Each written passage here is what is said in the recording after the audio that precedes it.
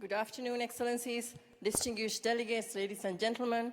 My name is Shamika Siriman. I'm the director of UNTAD's Division on Trade and Technology and Logistics, and it is my team that puts together the e-commerce week, but with the help of all UNTAD, and this is a one UNTAD event. So very warm welcome to this high-level dialogue on the development dimension of digital platforms. In fact, for the last 2 days, you have been having lively discussions in every room down there about the fast emerging digital economy and its impacts on developing countries. As UNCTAD research shows, the reliance on digital platforms is one of the main characteristics of the digital economy. And platforms are a new business model for all of us, and they bring new opportunities as well as risks.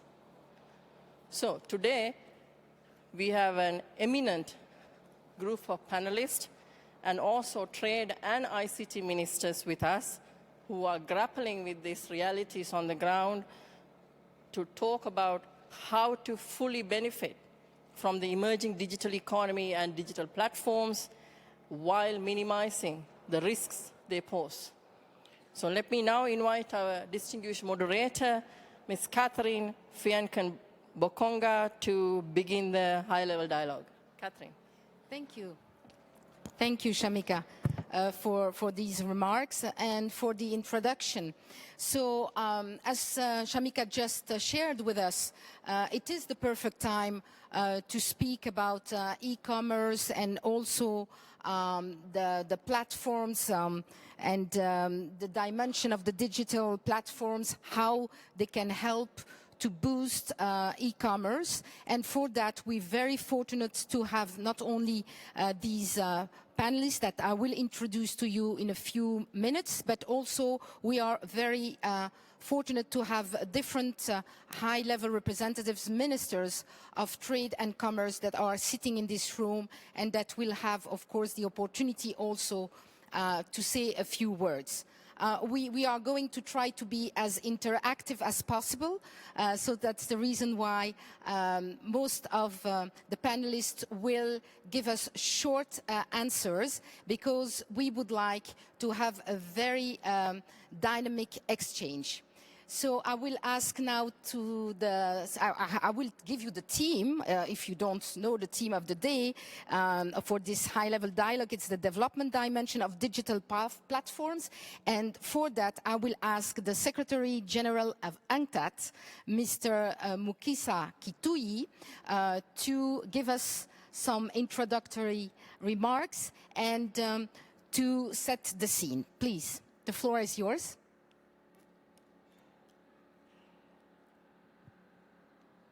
First, I crave your indulgence.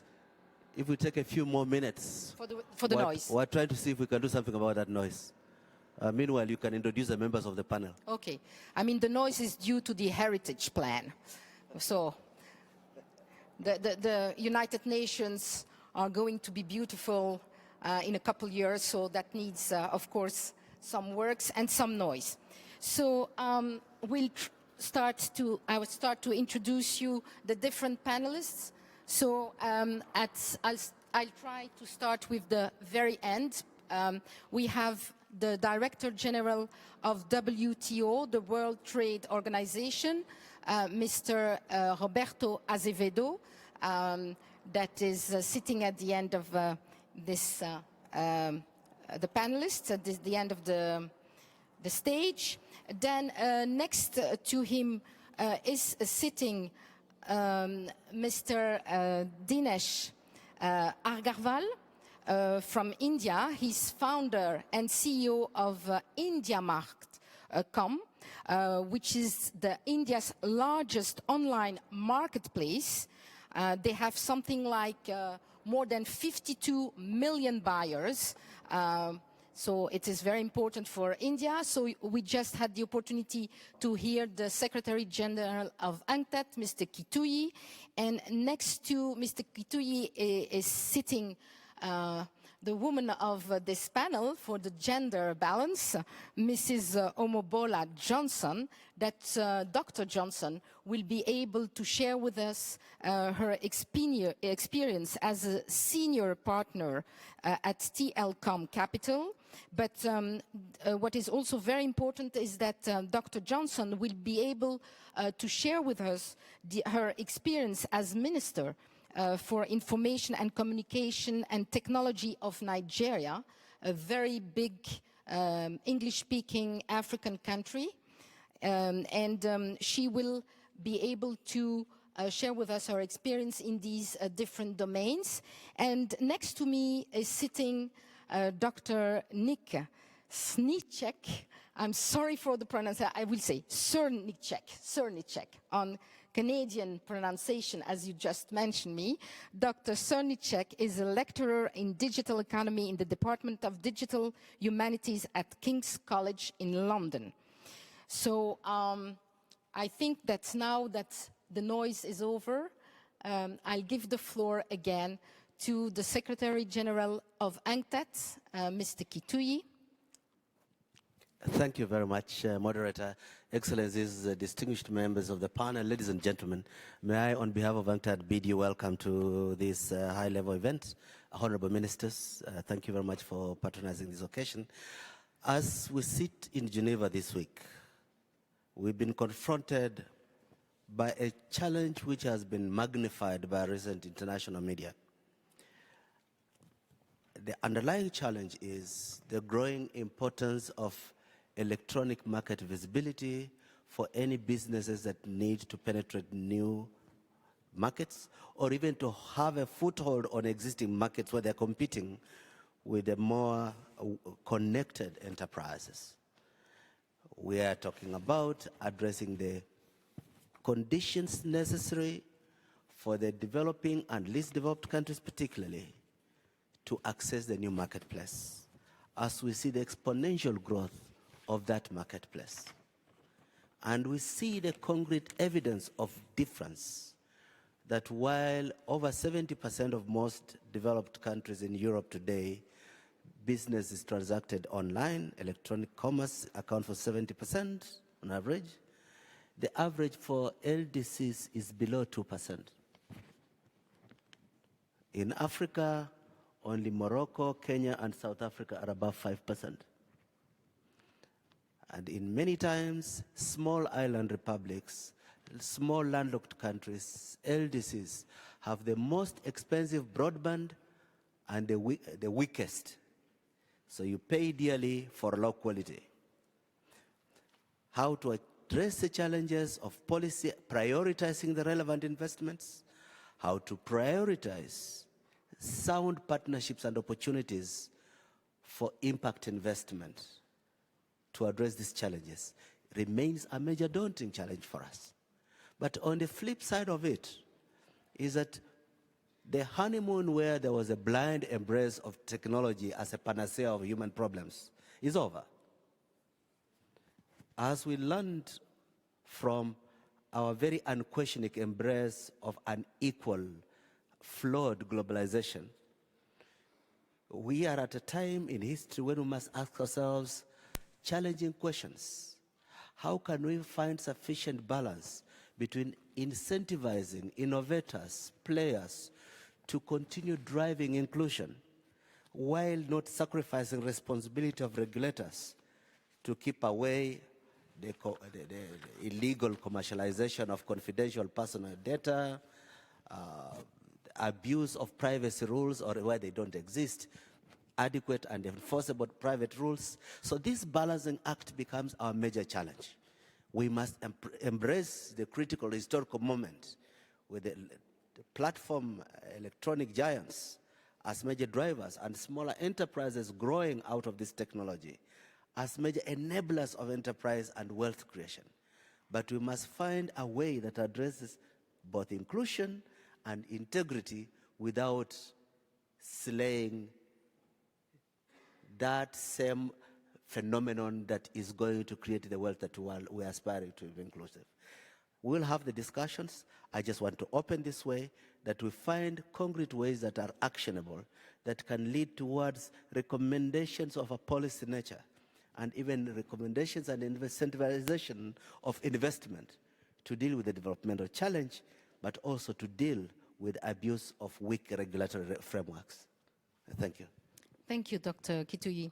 So, in fact, I will ask one question, the same question, and I will address the same question to the different 5 panelists in order for us to see a little bit what they think about the importance and why is it important for digital platforms to develop and how it can help development. So I turn to Nick. I will go simply from Nick to Mr. Roberto Azevedo, so it will be easier. Nick, so why do you think that it's important? Well, we all talk about data as being the new sort of oil today. Platforms are the new oil rig, effectively. I think platforms are designed to basically siphon off as much data as possible. So the very nature of a platform business model is that it is an intermediary between a number of different groups. So Facebook, for instance, positions itself as an intermediary between users on one hand, advertisers, developers, all sorts of different groups. But by positioning itself as an intermediary, it is therefore in a position to capture all of the data about those interactions between those different groups. So this is, I think, a really interesting reason for why platforms have emerged in the past 5-10 years, is because they are specifically designed to pick up as much data as possible. Now, I am the bearer of bad news here because I think platforms have a number of key problems. The most important one is that they have a tendency to monopolize. They monopolize, first of all, because of network effects. So the more people who use a platform, the more valuable that platform becomes. This leads to a winner-takes-all tendency within any sort of platform industry. Facebook is, again, a good example. You may hate what Mark Zuckerberg is doing. You may be really worried about privacy issues. But if you're going to join a social media network, it's going to be Facebook because all your family and friends are already on it. That's the power of network effects. Now, the second aspect is that these companies are also building data moats. Because they can collect so much data, they can improve their services, they can cut costs, they can beat any competitor that doesn't have access to that data. Now, the third reason is path dependency.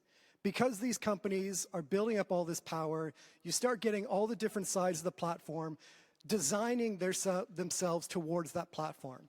So developers working towards building on Facebook, users putting all their profile information on Facebook, which makes it incredibly difficult to then leave Facebook even if you wanted to. You also have, for instance, journalism and media organizations who have completely redesigned their businesses to orient towards the Facebook newsfeed.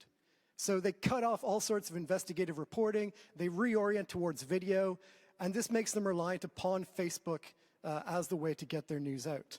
So I think this path dependency means, again, you have one winner in any platform industry. Now, for me, the really worrying aspect is that platforms are not just something which exists within the tech world. Increasingly, they're coming into the non-tech world as well. So Uber is a really good example. 10 years ago, nobody would have thought taxi driving was a fascinating industry. Suddenly, Uber has now turned it into this fashionable, trendy industry that's worth billions, but that's because they've turned it into a platform. And we're seeing this now in agriculture, we're seeing this in manufacturing, we're seeing this across the entire economy. Companies like GE and Siemens and Monsanto and John Deere now turning into platforms. And that monopoly tendency comes with them, and I think we need to be worried about that, particularly in terms of development. So Nick, thank you for the good and the bad news. But maybe I'll turn to Dinesh, because Dinesh, not only as I introduce him, has that wonderful, huge platform in India that's brought a positive aspect in India. I have to remember you that India is the second largest online market in the world. And so I would like you to share with us how you've in fact realized how these digital platforms can boost trade and development. Given the agenda of the today is development dimensions of digital platforms. I really didn't want to start on a negative side. So let me give you some positives of the digital platforms that we have been able to. India has only 35% penetration of internet, is still the second largest internet user base. Just to give you an idea, about 40 times bigger the population of Switzerland is the Indian internet population at just 33% of the penetration. Also, think of these digital platforms. Without them, how rural consumers and rural businesses were deprived of the information, the access to goods and services that are available to them because of these digital platforms.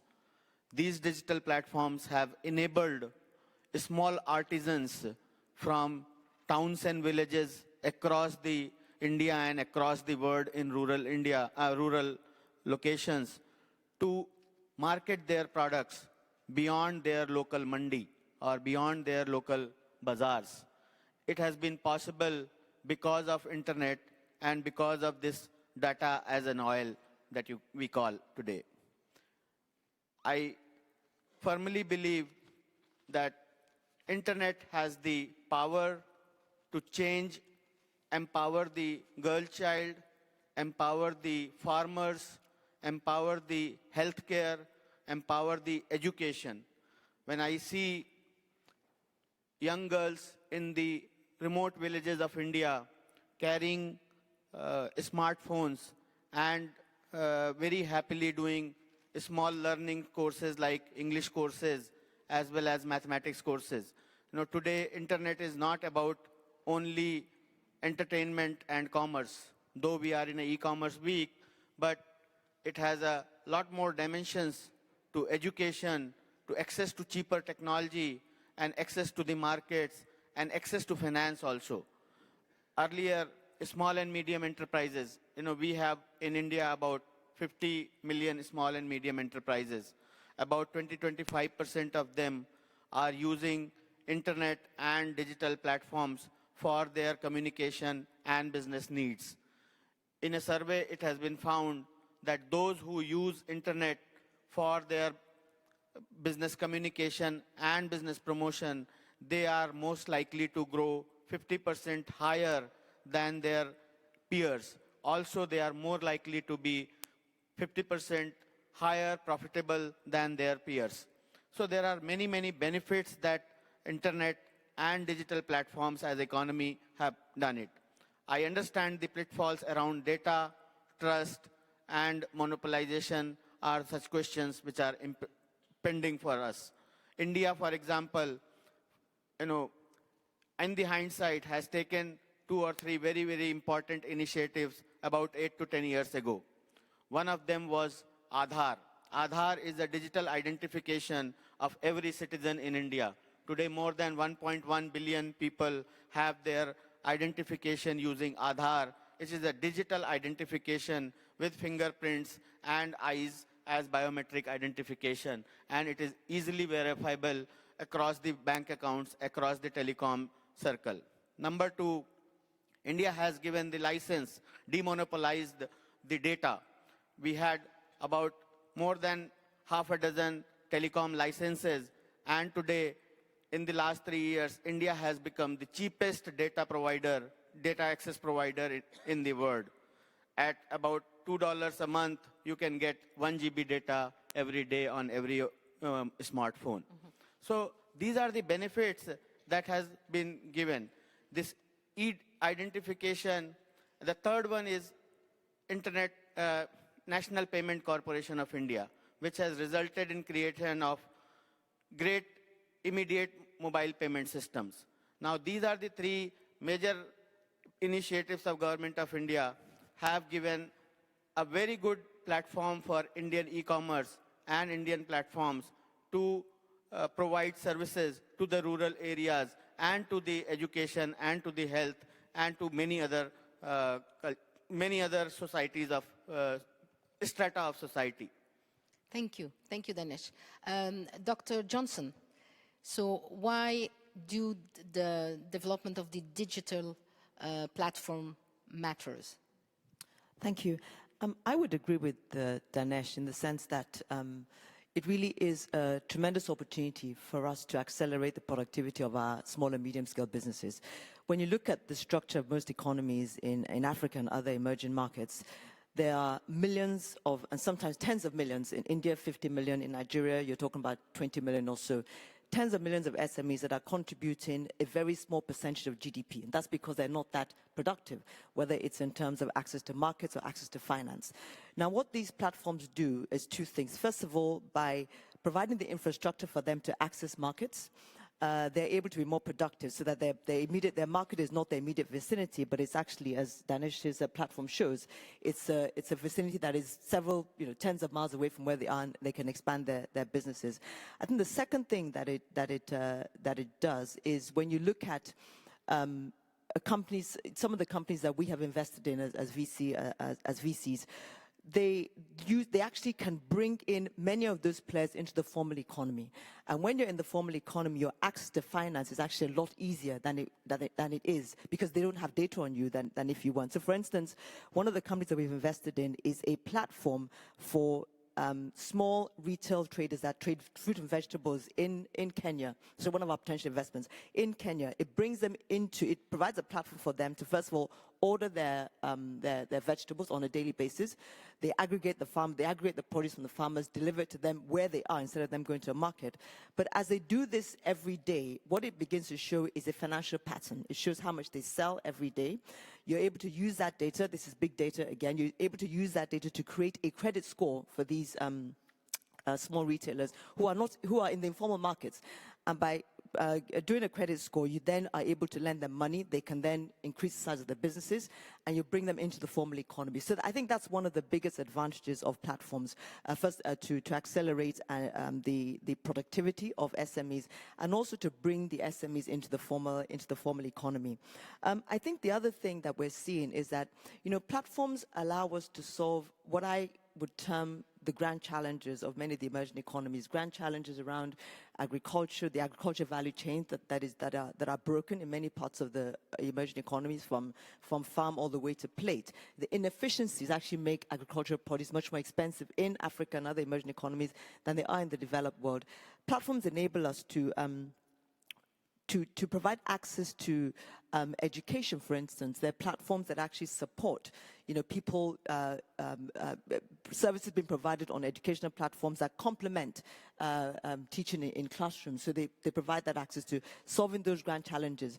I think the final thing that I would like to say is, while there are many challenges, of course, the Facebook one being the most kind of present in our minds today, but also many of the other platform companies that are dominating their markets and disrupting their markets, and really, in a sense, crowding out some of the competition in those markets. I think for us, we need to look at this very carefully, because it's an opportunity for us to learn. Whenever we talk about developing economies and technology, we talk about leapfrogging. We don't have all the baggage, we don't have all the history, and we can do things on a clean slate. I think one thing that we should be wary about is, as we see these platforms developing, and many of them that I have seen have the capacity to be actually very dominant because they can scale across the continent, and they have the capacity to crowd out the way that we're seeing right now. But I think because this is happening ahead of us, we have the opportunity to learn from what is the difficulties and the challenges that you very well articulated. And by understanding those challenges, we can actually work with regulators, policymakers, and ensure that we don't make those kind of mistakes.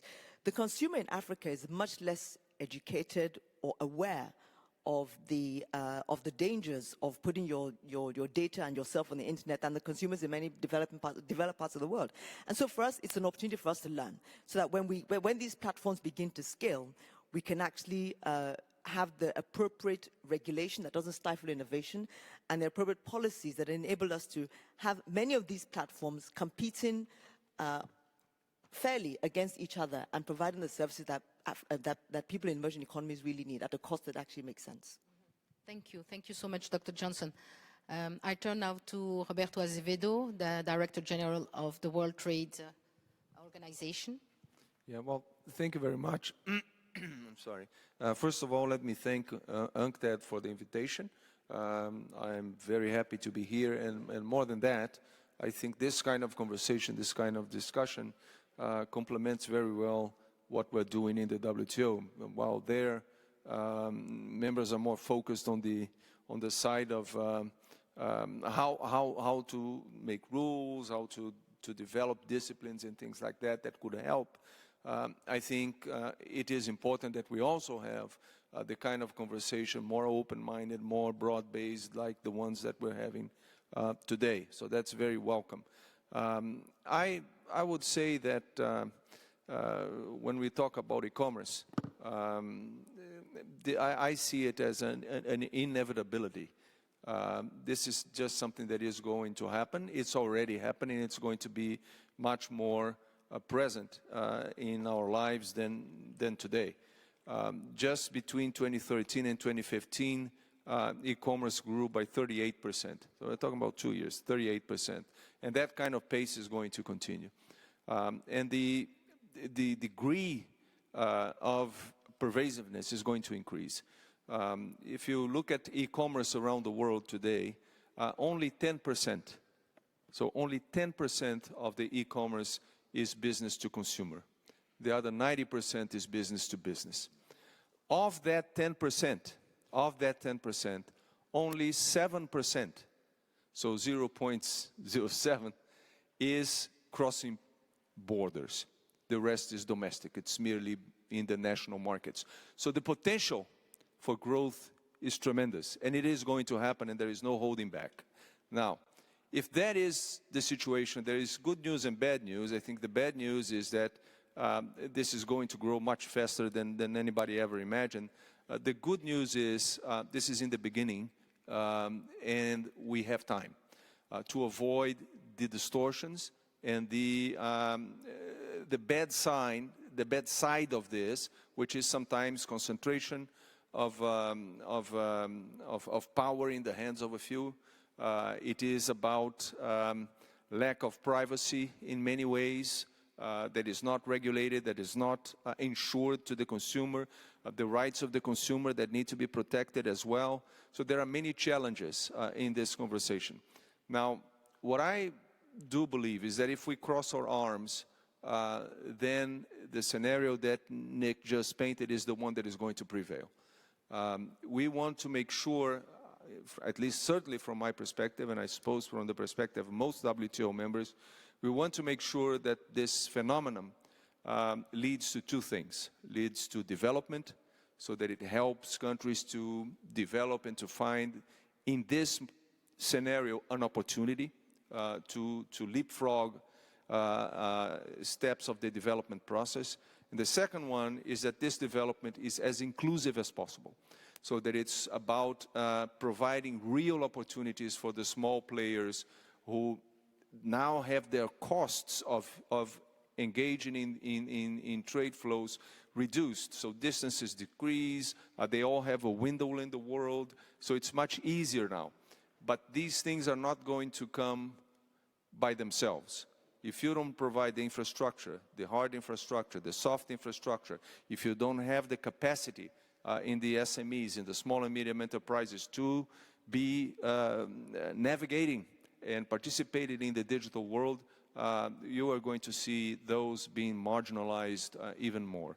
So that's what we need to try to avoid, and that's the kind of conversation that I think we need to have in order to ensure that that we take the right course. Thank you, Roberto. Like you said, it's very important for the SMEs, and I don't know if you're aware that ITC, International Trade Center, just released a report that they've worked with Ali Research. Ali Research has used the Alibaba data. Alibaba is the largest online B2B marketplace, Chinese, and it's very interesting to see how, in fact, that these digital platforms help to boost trade and development in LDC's countries in Asia. And we're very lucky to have some ministers of these countries that are mentioned in that report here, and that we'll talk with them. We'll give them the floor a little bit later. But I turn to Danish again, and I would like to know, as Dr. Johnson mentioned, the importance for India when you started your business and that the existence of your platform.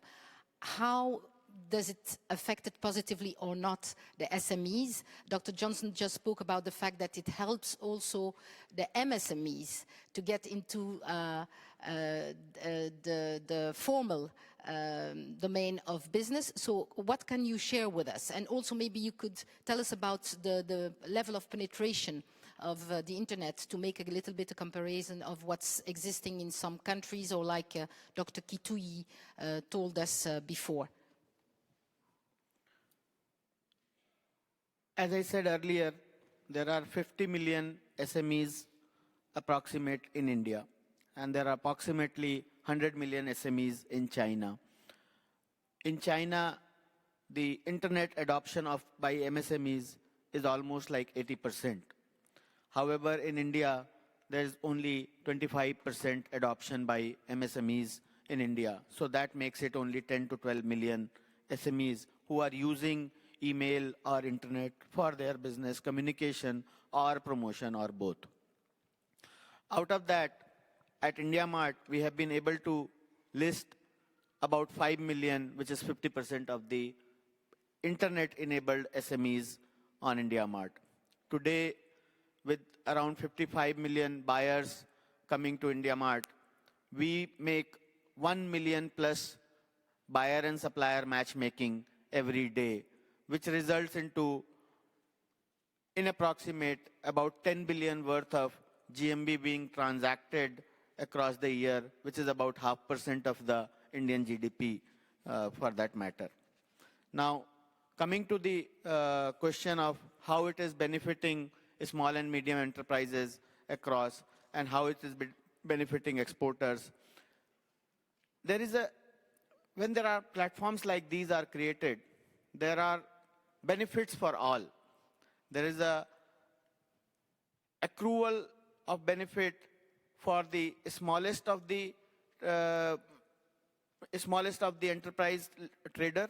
Why? Because he gets an equal opportunity to advertise his products and services as against the larger corporates. For larger corporates, they were able to access only a certain set of market which are feasible until now in the absence of internet. Because of the absence of internet, they are able to access to the remotest part of India, remotest part of the country by distributing their product or by selling their product to that place. Earlier, it would not make sense for them to have a dealership or distributorship in a place which has only few population or very small population. Now, because of the e-commerce, they are able to access a very remotest part of the country. The remote parts of the country, which were earlier paying very high prices, as Mr. Secretary said, that in the rural parts, you pay high prices for lower quality of goods. That has been tried to be eliminated by way of internet, because you are able to pay the same price as you are paying in Delhi or Mumbai or in China at the remotest part of the world. We should learn from the Chinese development how hundreds of their companies have become over $1 billion in revenue, and with the shared economy in terms of umbrellas, I know that one failed, in terms of mobikes, in terms of not only cars, we are only talking cars, but mobike is a very big segment. Food ordering, food delivery is a very segment. So there are so many segments where MSMEs are getting benefited. Now come to export. Earlier, export marketing was a very, very expensive proposition. One has to go through either the embassies, or one has to go through the trade fairs which are happening in China or Germany or other parts of the world. Participation in a trade fair cost millions of rupees or tens of thousands of dollars for any SMEs. That creates an entry barrier for an SME into the export business. By way of internet, he is able to use a couple of $100 to advertise his products and services across the world and access to the market which are available either from North America or from South America or from Europe or from Australia or from rest of the Asia. So there has been access to the market which has been opened. For the first 10-15 years at IndiaMart, we were largely focused on export-import business only because India had less than 10 million internet users. Only after it became 10 million plus internet users, we launched domestic B2B services. And today, 80% of our buyer and suppliers are domestics. Another important thing is, as mentioned, these digital trails are created for SMEs because for every transaction, for every inquiry, for every transaction that they do, a digital trail is created. Earlier in the unorganized world, there was no trail, and hence the financing was very, very difficult.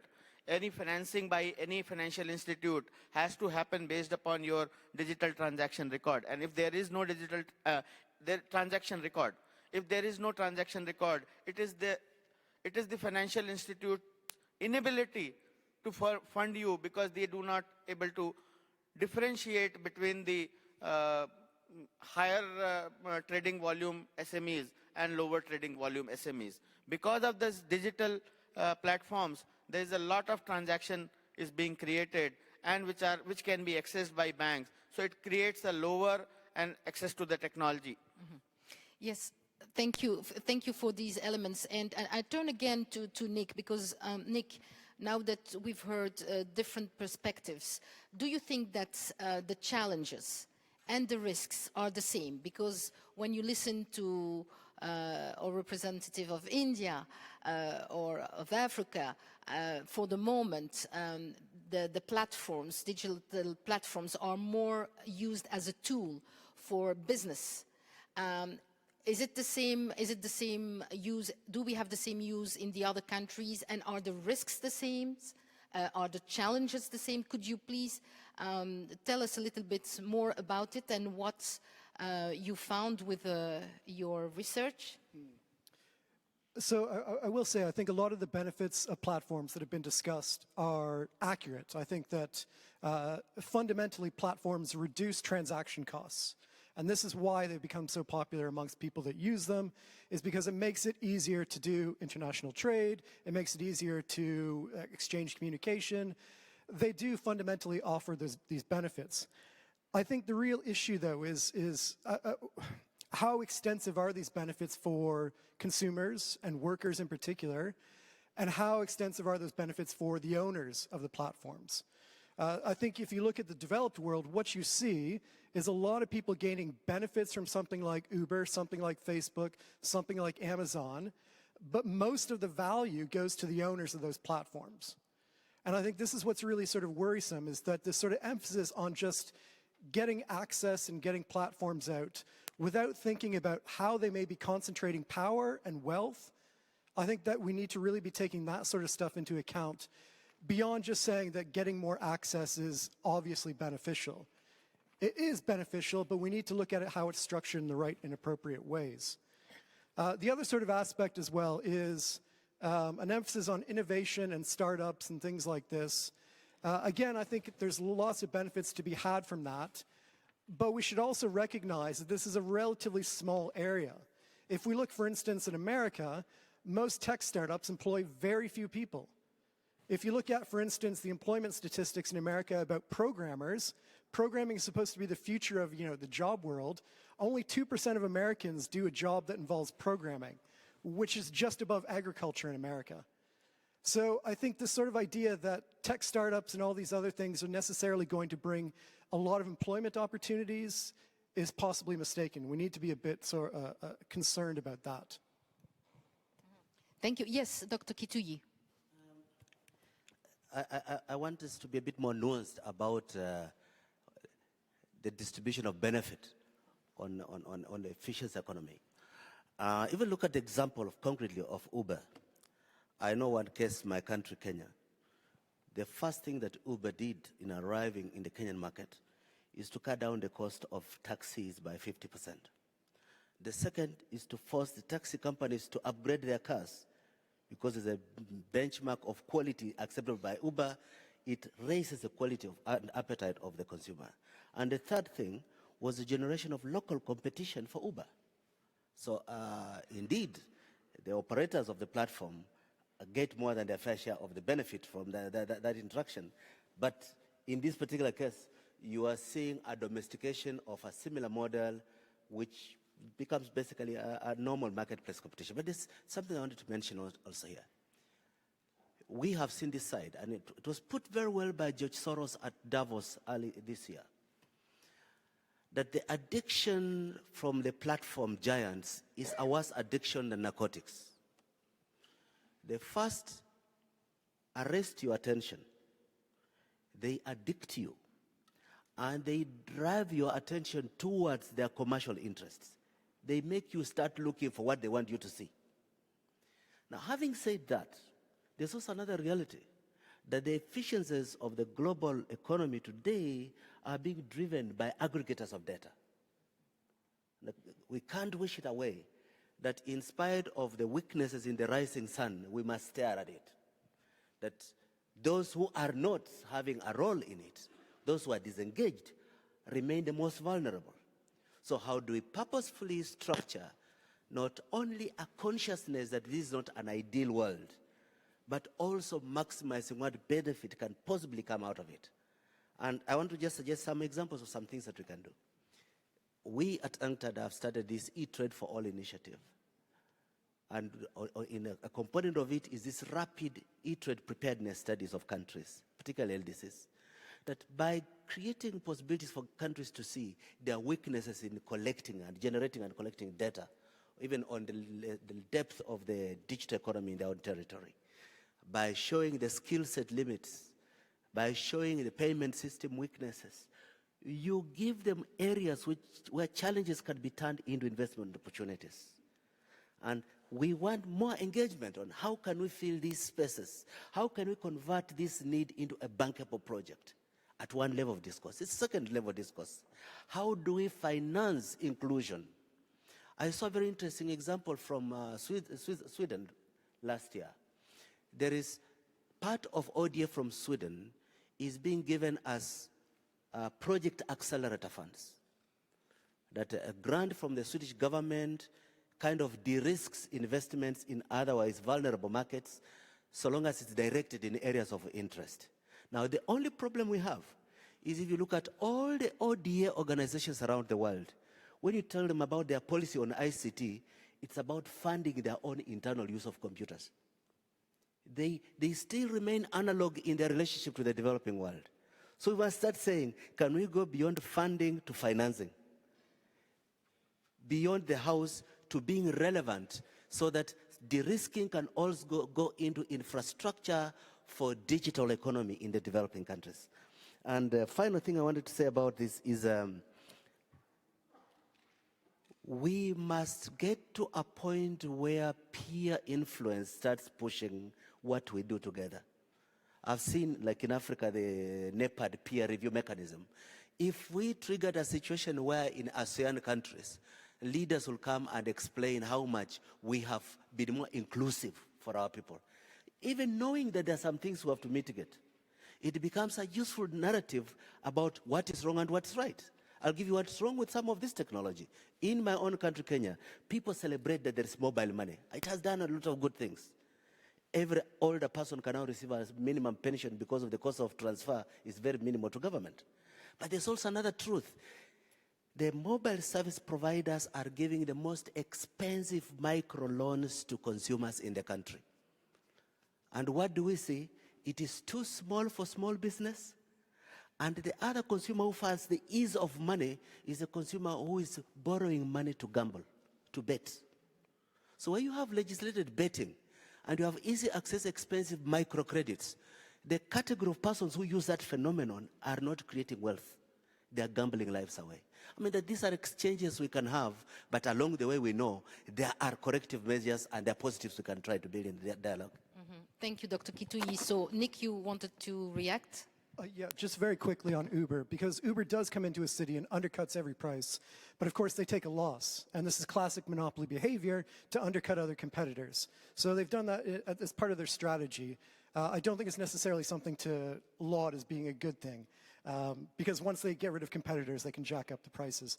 The other thing, of course, is workers. So the pay may seem very, very high, but of course workers have to pay for all the maintenance costs of the car. They have to pay for sick pay. They have to pay for everything else. They don't get any benefits. It turns out they end up making less than minimum wage. So these aren't good jobs that are being produced by Uber, and I think we need to be aware of that. We've spoken a lot about Africa. That's the reason why I turned to Dr. Johnson to tell us, to share with us her experience in Nigeria, but also the role of the government, because does the government have to support the development of the digital platforms? How can the government inform their people about the risks of being part of it, like Dr. Kitui just gave us some examples? What could you share with us? Sure. About it? I mean, the answer is yes. But before I answer that, I'd like us to I wanted to go a few steps back. And that is, when we talk about digital platforms, we tend to use examples of Facebook and Uber, which are great global platforms. But we also need regional or national platforms. And the thing we need to understand is that these platforms take tremendous amount of capital to create. So when you look at the Facebooks and the Ubers of this world, they have deployed billions of dollars of capital to get to where they are. And so when we start thinking about the benefits of digital platforms, we also need to begin to think about how do we fund the development of these platforms. There's not enough capital available in Africa to build the kind of platforms that we want to build, that will engage hundreds of millions of people, that will help SMEs to be more productive and all of that. There's not enough capital. We need to remember that. And also the mindset of I think Amazon is yet to turn a profit. Uber is yet to turn a profit because they're able to deploy, they're able to attract and deploy huge amounts of capital that don't require them to make a profit, but require them to just get more customers and get more business. So that's the first thing to say, that as we look at this development dimension of digital platforms, we need to look at how do we get more capital in the continent to build these platforms. I think the second thing to also think about is how do we get more of whether it's individuals or SMEs that actually use these platforms? And I think that adoption is based on content. So if we take the example of India, for instance, where penetration is low, but when you look at the size of the continent, there are a lot of people that have access to the internet. One of the big things that drives utilizing that access is what is available on the internet. So people would go to the internet if it makes sense for me to use an Uber cab than it is to use a normal cab because it's cheaper, it's faster, and all of that. So one of the other things we need to do is to, and this is what governments can do, is to encourage entrepreneurs to develop content and businesses around the internet that will attract SMEs and individuals to use this infrastructure and get the benefits that we're all speaking about. I think those are two very important points that I didn't want us to miss. And just not so much to argue with you, Nick, but around the job creation potential. There is a tremendous amount of job creation potential. And I want to use an example of a company that we have invested in. Let me just step back a little bit. When I talk about national and regional platforms, we all know about Google, about Uber and Facebook. Their platforms, nobody's probably heard about Terragon, M-Survey, Trigger. These are platforms that are being developed that I think, in our opinion, are going to be the unicorns and the billion-dollar businesses in Africa, and we need to pay attention to them and give them capital. From the point of view of creating jobs, again, when you look at these companies, they have a tremendous number of developers that are working to build these platforms. What is happening in many emerging economies now, and what we see, is that we don't have the skills. We need these platforms. We don't have the skills to build these platforms. And so what happens is that we have these platforms, but the development and the software development, the coding is done outside of the continent. And that's a challenge that we need to address. Because we need to address that because this is an opportunity to create jobs and to create not just the kind of low-level jobs that you talked about, but the high-level, highly skilled jobs. In the US, there are 1 million software engineering vacancies that they cannot fill. In Europe, it's the same. There's a company called Andela that is actually training young Africans, giving them high world-class software development skills, and they are outsourcing those individuals to companies in the US and Europe. They're not going to those countries. They're actually staying in the continent through technology, working with the teams, embedded in the teams in the US and Europe. But they have these fantastic, very high-level skills. And that's the opportunity that some of these things provide for us. And we need to just look at them as it means that there is an opportunity to create jobs, but a different kind of job than the ones that we have created in the past. You know, what should governments do? I think governments need to pay attention to, the things that I've just said. The need for capital, the need for skills, and the need for content, and to engage with the industry to see how do we intervene in a manner that actually accelerates any one of these things. It could be to provide seed capital to some of these funds. It could be to look at some of the curriculum in our secondary schools, in our universities that address the skills that we need to build these digital platforms. And finally, it could be around understanding the kind of jobs that are going to be created for the future and building skills development initiatives. I know that some of that is going on right now, and I'd be so happy to hear from some of the ministers here.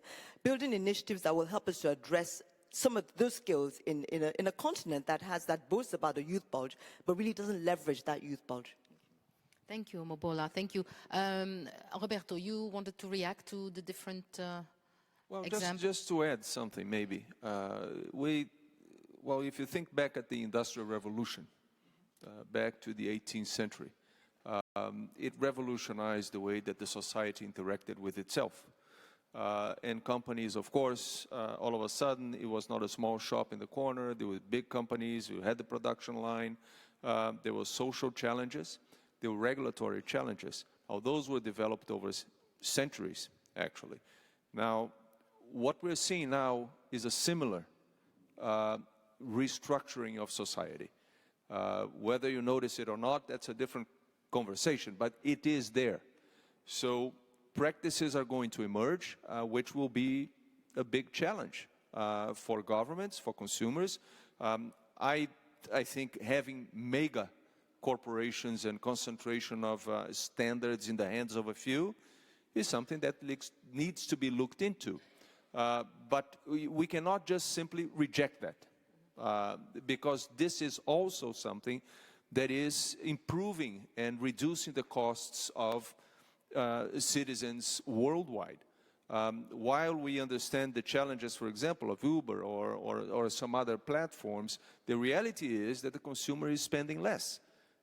His salary has just increased because they're not spending so much on certain services which are now being provided at a cheaper in a cheaper way.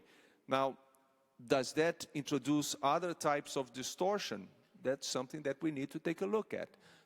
I don't think that simply because of the fact that a company is making a lot of money on something, that doesn't mean that society as a whole is not making even more money. And the economy is actually being leveraged even further than that particular company. So we have to be careful when we look at that. All I'm saying is we need to look, for example, the rules and the regulatory environment is not keeping up. I'll give you one example. I have seen in some countries the effort to export being hampered by regulatory environment. For example, one clear thing, when you do a business-to-consumer transaction crossing the border, there is one very important element that just disappeared, which is the importer. In the past, if there would be an importer in the other country, and if the consumer had a problem, he would go to the importer. And we knew very clearly that's the laws of that country. The importer had the responsibility to take care of the consumer. Now that disappeared. Now, who does the consumer turn to? In some countries, for example, you can't return the merchandise. So I buy a shirt, the shirt is too large or too small, and I want to return to the supplier in another country, and that country sometimes doesn't accept the merchandise back. And then what happens? So all these things, they are changing the way we do things. I'm sure that India Mart has that kind of challenge. Other companies do have that kind of challenge. The reality is that the regulatory environment is not keeping up. And we need to put this conversation, because when I go to countries and I talk about this, quite often I say things that the authorities are not even aware of.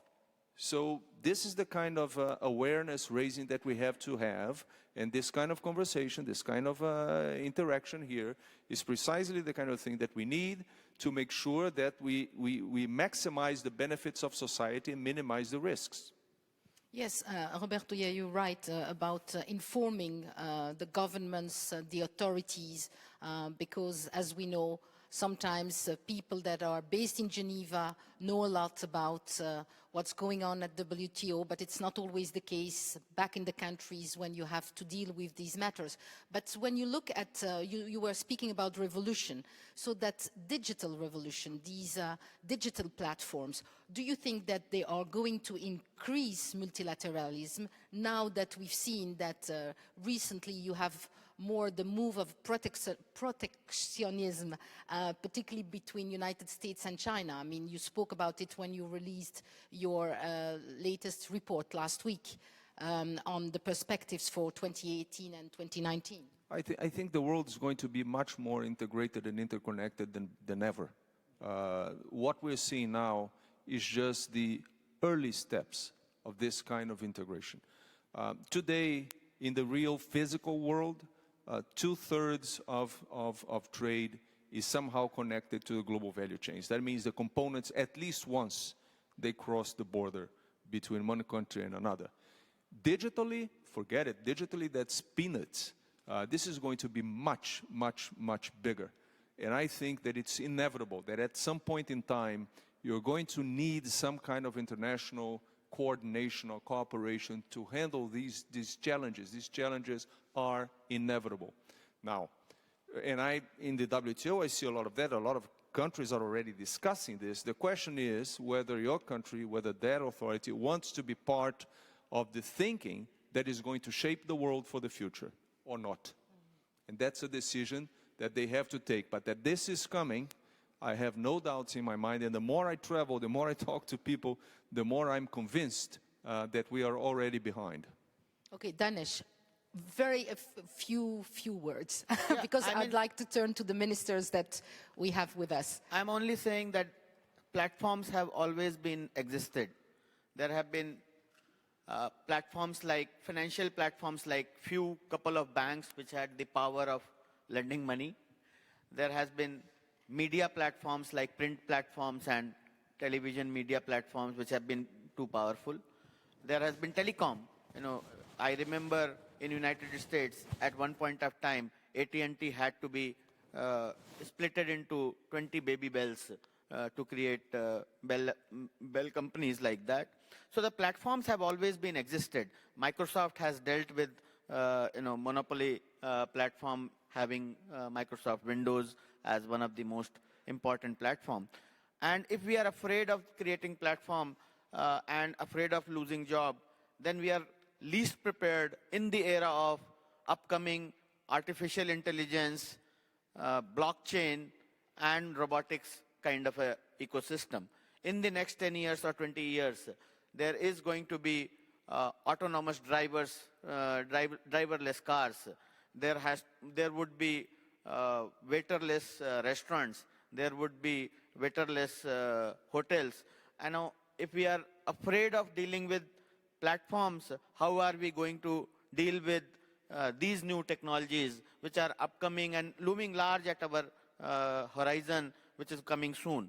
I think the only way for us is to empower every small and medium enterprise, every micro enterprise, every person in the remotest part of the world to have access to the education, the best quality of education that he can have.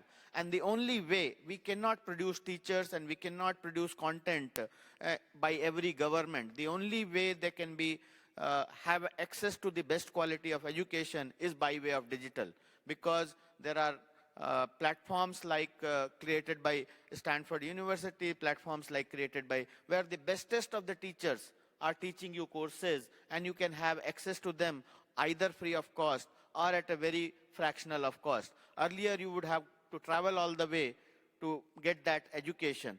So I would say that internet should not be questioned. Digital platform should not be questioned. Yes, we need to take measures by the government at time to time when any of the platforms become too big or too pervasive. What all different activities needs to be done, whether they need to be splitted, what kind of policies need to be created. We need not worry about creation of a monster without the monster being created. I think it is too early for us. There are benefits which are 90 to 10 as against the problems. As the problems will emerge, we will deal with it. I am sure the government across the world would be able to deal with it. Currently, for the least developed countries, it is very difficult to access to capital like we have available in the India, China, or United States. We can't have capital available for small African countries or small European countries because their overall market size isn't big enough for a platform to survive. And that is where it is very important how these smaller countries are going to deal with it. For larger countries, at least the access to capital can create their own platforms. China has created their own platforms. United States has created global platforms. There are few platforms being created from Europe which are becoming global. India has created many of its own platforms like Paytm, Ola, Book My Show, India Mart, and many other, IRCTC. How would smaller countries, whether developed or whether least developed, they will be able to create their platform? And for them, it is a bigger question, how to deal with digital platforms, how to deal with whether to create their own platform or whether to partner with the existing large country platforms or how to deal with that. So it is bigger question for smaller countries, whether developed or least developed. Thank you. Thank you so much. So now I turn to the room. Like we said at the beginning of this event, we are very fortunate to have different representatives, ministers of trade and commerce of countries. And I will ask, first of all, a question to a first group of ministers. And we have the Minister of Commerce of Cambodia, Mr. Pan Sorasak. We have the Minister of Trade, Industry and Cooperatives of Uganda, Mrs. Amelia Kiambade. And we have a representative of Liberia, Mr. Wilson Tarpe, Minister for Commerce, Industry of Liberia. So we just spoke about the possibilities for the countries. Are there opportunities or not? So I would like to ask you if you're not scared to be left behind. Do you think that certain countries could be left behind? Or also companies? I turn maybe to the minister to Uganda, please, to give you the floor. And you have to know that we are very lucky to have translation today. So if you want to listen to what one of the panelists or ministers are saying, you can turn to one of the 6 official languages of UN that you can get if you take your ear. Okay, thank you very much. Well, as we engage in all these dialogues, we realize that digital platforms are essential ingredients for economic development. Allow me to cite Uganda as a case study. The tele-density by end of 2016 stood at 64%. Internet access is 31.3% of the population, whereas 22 million subscribers are registered on mobile phone out of the estimated population of 41.5. Uganda has invested in national IT infrastructure, backbone, with the objective of reducing costs of data for high users. Of course, I must say that there are a number of initiatives, like introduction of e-government across the board to enable accessibility and provision of social services, electronic identification solution, electronic single window project, waiving of taxes on ICT-related equipment and various platforms, mapping of city and establishment of physical addresses. You look at financial inclusion through mobile money application, a unique innovation in East Africa. By 2017, mobile money transactions had reached US dollars 14.7 billion. Industrialization has also been enhanced by digitalization, agriculture, and education. But I'd like to point out a very important issue, that sometimes we lament, but it's not time for lamentations. Our government also has to carry out interventions. We do not expect UNCTAD to do things like a supportive and regulatory framework, incentive and formalizing MSMEs through strengthening trade-related e-government services, but also promote a large-scale learning system, infrastructure development that is also for a country. So the way forward in this is like the African proverb which says, a cob wakes up every morning and runs, thinking that the lion will devour it. The lion wakes up to find food. So Africa must rise now. This is the digital era, and we must catch up with it, otherwise we'll be devoured. Thank you very much. Thank you. I don't know if one of the panelists want to react to what has been said. No. So I'll turn to the representative of Liberia, the Minister of Trade and Commerce, Mr. Tarpe. Thank you very much, Madam President, fellow delegates. Well, first, I want to thank you on behalf of the government for the invitation extended us to be here, and we are glad to be here. You asked the question whether we're going to be left behind. We don't think we want to be left behind. Even if we wanted to, we have a population that comprises young people who make up 78% below the age of 35. So even if we wanted to stay behind, those cases would be far ahead of us. The digital e-commerce situation in our country is very unique. We have a triangular arrangement: business to business, business to consumers, government to business.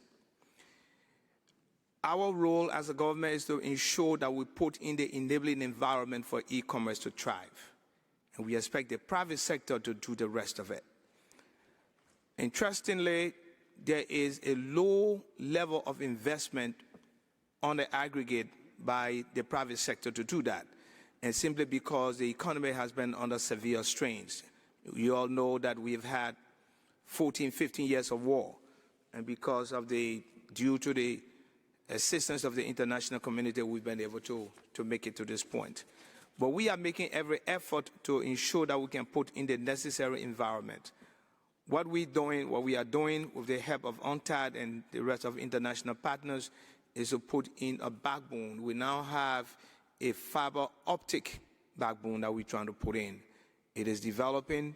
A few years ago, UNTAD, I was telling my brother Kitui, thank you for bringing in a platform where the management of our customs activities was automated. And we can say that ASECUDA now is a major development that is driving revenue administration in the country. As a government, we've decided to automate most of what we do so that the so that the private sector can be able to interact with us as far as the services we provide, tax collection, importation, exportation, all of that. Last week, the President launched the platform for the payment of all taxes. You do no longer have to go to a bank. You can pick up your telephone, use mobile money to do that. We expect the businesses, which is the private sector, to be able to link onto that. Again, they are lagging behind because the level of investment, like my sister Johnson said, the level of investment required is a little slow yet. So this is where we are.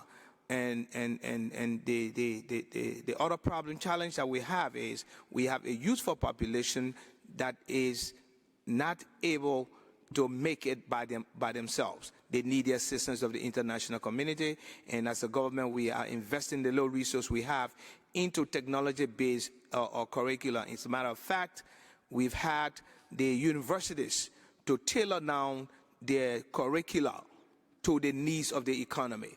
So we now see an increasing number of ICT courses and programs being issued, being offered by the university.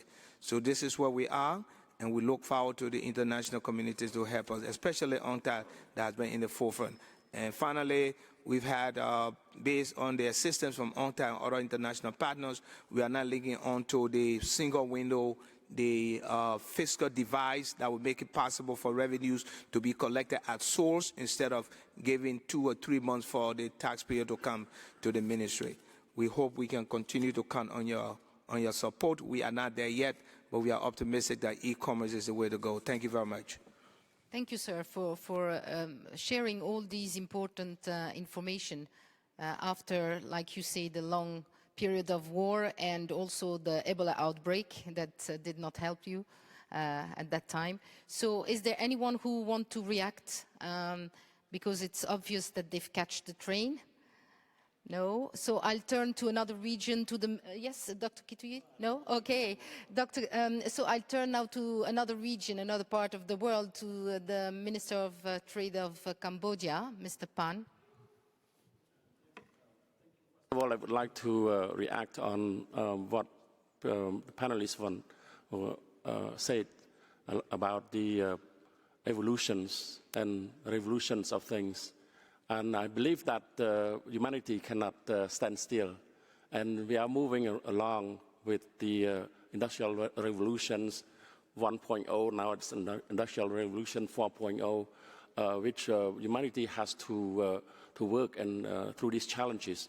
Of course, there are so many challenges that we have to go and have to overcome.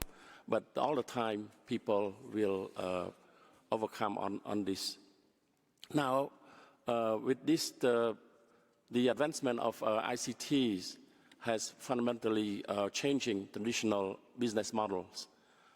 The emergence of online platforms seems logical in the e-commerce context, as they help facilitate trade exchanges by removing barriers of times, distance, lack of information, and reducing costs. You can see that farmers now in developing countries can nowadays have relevant information at their fingertips on the like weather prices, access to auxiliary services, with the tip of their fingers. The online platforms can therefore be considered as the key drivers of innovations and change in the developing countries in order to reach the agreed SDGs 2030. As for Cambodia, we never afraid of being part of the big boys playing fields. We like to be part of that because we know that by working with you, we have kept our standard higher, and so that we can move forward what needs to be done as far as on the ICT, on the e-commerce, and so on. By not being in a train, in a bandwagon, then you're gonna miss a lot of things, and they don't wait for you. So you ask us if we should be scared of that. I don't think we should. Should not. We should. So with regard to the inclusions, yes, it's important that the inclusivity is all across the board. We need to work that, like you said, that we don't leave anyone behind. E-commerce is very important, that allow women, young people, old people, anybody across the board to participate and do business. And that's very important for us to work. Of course, there's a lot of challenges like DG WTO mentioned about. There's a lot of things that left behind, for example, like legal frameworks that Cambodia is working on, like e-commerce draft laws, like consumer protections that we need to insert and merge together, because the consumer protection was going through only on the physical commerce, not the cyberspace commerce, not the cyber commerce, which we need to look into it. How could you have a warranty across the border? But this is all the challenges that humanity can do, can work. We can work together, and the people should not be left alone. So more and more people and countries will be integrated, and I believe that with this kind of integrations, we can solve a lot of problems, and especially on the e-commerce that Cambodian will embark. And it's going to be a long journey for us, but we'll be there. Thank you so very much. Thank you. Thank you to the Minister Pan Sorasak from Cambodia. Roberto, I know that you have to leave soon. Do you want to react? Any reaction? Well, just to say that what I just heard from those 3 minutes is very encouraging, is the realization that countries big and small, they're all trying to do their best to not leaving their population behind, not leaving their entrepreneurs behind. I think what I heard in common also was the importance of inclusiveness, making sure that e-commerce develops in a way that offers an opportunity for everybody in society, that small and medium enterprises are not left behind. And I fully share the views of the Minister of Cambodia in particular when he says that participating in this conversation is something that is going to illustrate the government in taking the right action at the right time, fast enough. So I'm very encouraged from what I heard from all 3 of them. And all I can say is, as far as the WTO is concerned, whatever we can do to help, also in the context of technical assistance, development infrastructure, capacity building, all that is something that we're willing to do. And their input in this conversation for us is very important, so that we understand the perspectives, the different perspectives. I do apologize that I have to leave. I'm spending only 24 hours in Geneva, so everything was compressed in this day. But I have to tell you, in this hour and a half that we've been here, I heard many useful things. I wanted to be here precisely for that. And I once again want to thank Secretary General Kitui for the invitation, for the contributions that have been given by the other members of the panel, the ministers here present, and I appreciate this opportunity very, very much. Thank you very much, and I apologize once again if I cannot stay with you for the duration. Thank you. Thank you, Roberto. So we continue. We have some reactions. Like I said, we're fortunate because we have other ministers here in the room. And I have the Minister of State of Information Technology and Telecommunication of Pakistan, Mrs. Anusha Raman Khan. The floor is yours. Thank you very much for allowing me this intervention and for this very informative debate. I raised a few points after interacting on different platforms. My key takes are as follows. Number 1, digitization has come as a revolution in many developing countries. It is not part of an evolution. It is not something that has taken place over many years. So what has happened is that countries have a technology revolution, but their laws, their regulations, their policy frameworks are in some cases 100 years old. So the countries, the governments, the public sector is not being able to appreciate that what technology is doing is they have to keep pace with it in the same way. So when the technology is running at a speed of 100 kilometers, the laws, the regulations, and the rules are either not even walking or perhaps just sitting down. So there is definitely a need for a debate to see that how the technology interventions and the disruptive means that the technology is using to get engaged with are actually more ingrained into the system rather than being introduced from the top shelf. For example, when Uber comes in or when other digital platforms are coming in, even countries like Pakistan are finding it difficult that where actually this company sits in the federal government infrastructure, whether it's a technology company or whether it is a transportation company. Now, if it is neither a technology company nor a transportation company, then what is it? And if it is nothing, that means that we are, by our own action, discouraging the digital platforms to be created. So the disruptive mechanisms need to be addressed on a very fast track, and we need to allow space to the technology platform developers to be introduced in some way or the other, but definitely in a more inclusive approach.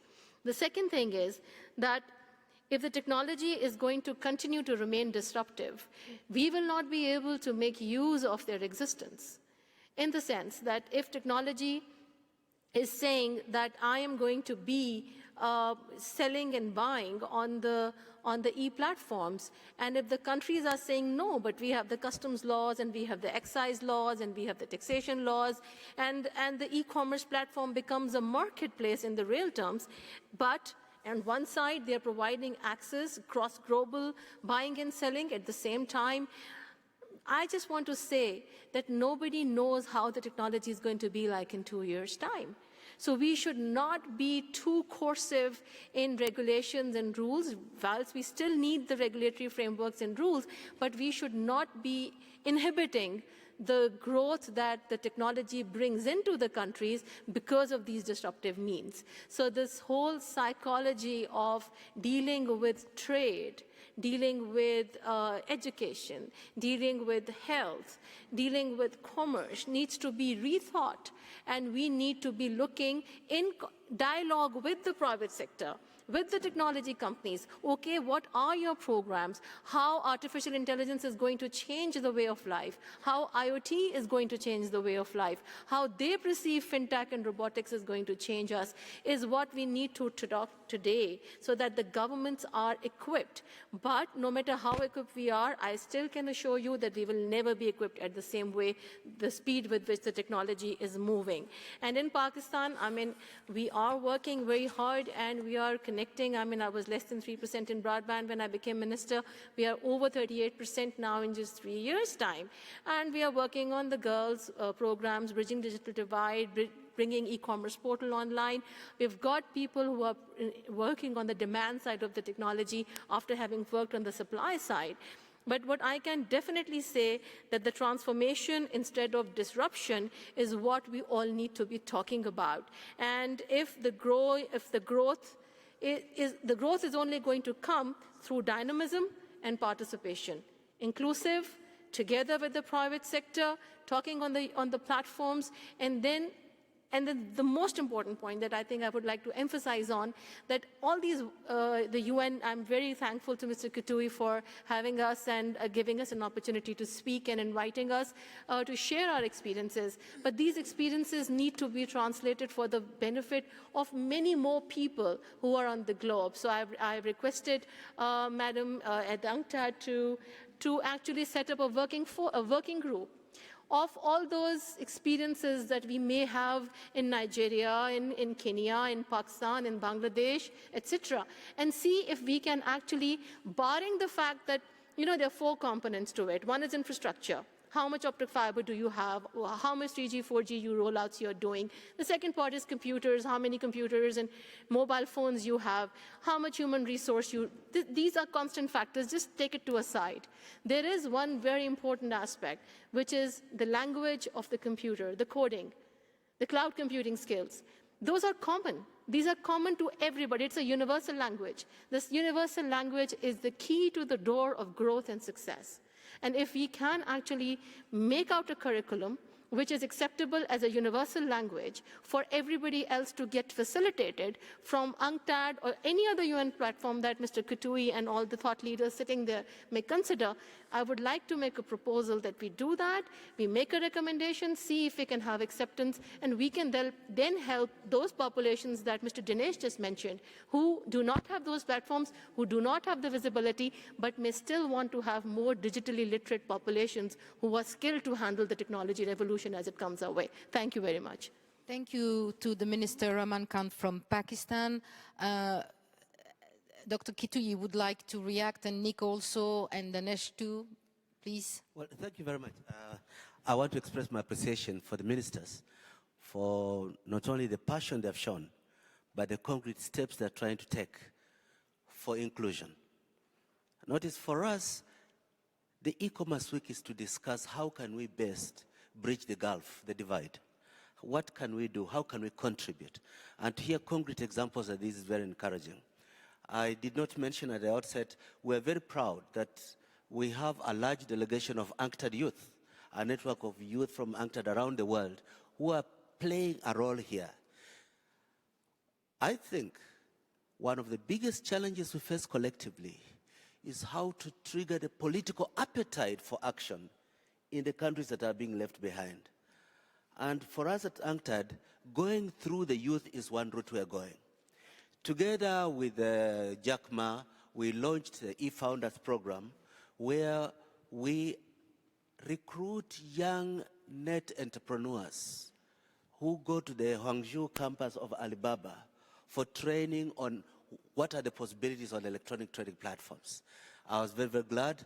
We just graduated a class of 37 young entrepreneurs from Asia, and I'm very happy to see in our audience here, Mr. Brian Wong, who is the Vice President of Alibaba in charge of global initiatives. Thank you very much and welcome. And he is our focal point for the youth empowerment through training at the Hangzhou campus. And we would like to encourage similar efforts. Let us build the army of forces which will push governments to take a commitment and to address the issues that are being addressed by those who are making progress. Thank you. Thank you. Thank you so much. Nick. Yeah, just sort of picking up on something the last minister mentioned about the need to sort of have regulations and stuff in place to take advantage of these rapidly changing technologies, which I fully agree with. I think there are a few things that can be done, and I think one thing, and maybe this is a bit radical, but actually the GDPR rules, I think, are a fantastic step forward for basic digital rights. So European Union's general data protection regulations, which are a very significant step about data privacy and data ownership and the rights of individuals against massive corporations. Now, I think this can be picked up actually by a number of other countries. Already, Facebook has said that they want to implement GDPR rules around the world. And if you can actually have these sort of standard set of rules across the world, I think there's a lot of room there to be improving on regulation before you come across these privacy issues, before you come across these issues of Facebook using your data and manipulating it. So I think GDPR is a really good model to sort of learn from. The other thing I would say is learn from the mistakes of the Western world and update your competition policies. So competition policies, as it stands right now, are built for largely the 19th century, not even the 20th century. We now have competition and monopolies that are based upon data and network effects. Competition policy as it exists today doesn't know how to deal with it. So I would say update your competition policy. So if you have a local platform that you've developed and say Didi or Uber comes along, decides they want to buy your local platform, you have rules in place to prevent these sorts of monopolies from occurring. If you want to support local industries, you have to have rules that ensure these global competitors aren't just going to come in and buy them, which is what's happening right now. So I think there are some basic regulations that can be done to support local industries. Thank you, Nick. I turn to Omobola that can share and compare the experience she had in Nigeria. Thank you. I just wanted to say, I've sat in the seat of a number of the ministers in their seats, and I know how difficult the work that they do is. There are two traps that you fall into when you are a policymaker. And the first trap is, when you talk about you create an enabling environment and you then allow the private sector to come in and do their stuff. The fact of the matter is that, and then the other trap is the other end of the spectrum where you then actually do it yourself.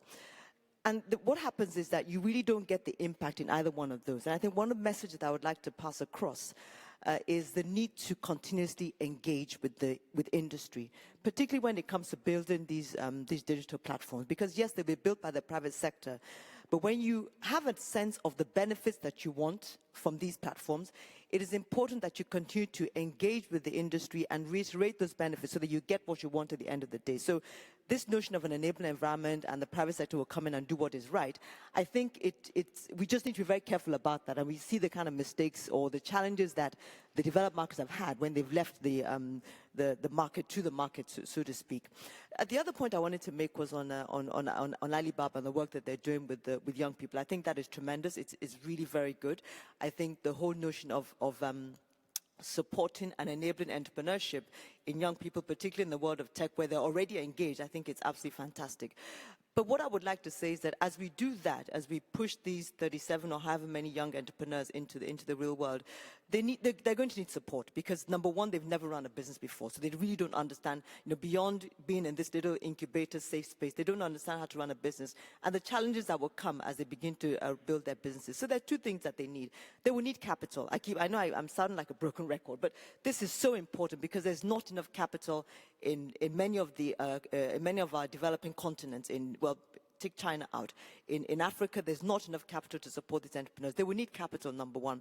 They will also need some levels of entrepreneurship and mentorship as they start their businesses. Because, like I said, understanding policy, understanding regulation, understanding competition, understanding, what does profitability really mean, what's your customer acquisition cost, all those things that you really don't get until you start running a business. They need those things because the pace of the growth of these companies is tremendous. These are companies that can grow 10, 15, 20% every month, not every year. So they grow so fast. The entrepreneurs really are, they're lost. Their heads are swimming because things are happening so fast, and they need that grounding of business support as they develop their businesses and their great ideas. So best of luck to all the graduates of the economy, and congratulations to Alibaba. Thank you. Before I turn to the Minister of Senegal, that is asking the floor, Danish, you wanted to react quickly? Based upon the speeches of all the ministers so far, one of the things that I realize is the over enthusiasm towards consumer protection. Let me reiterate, first the trade should happen.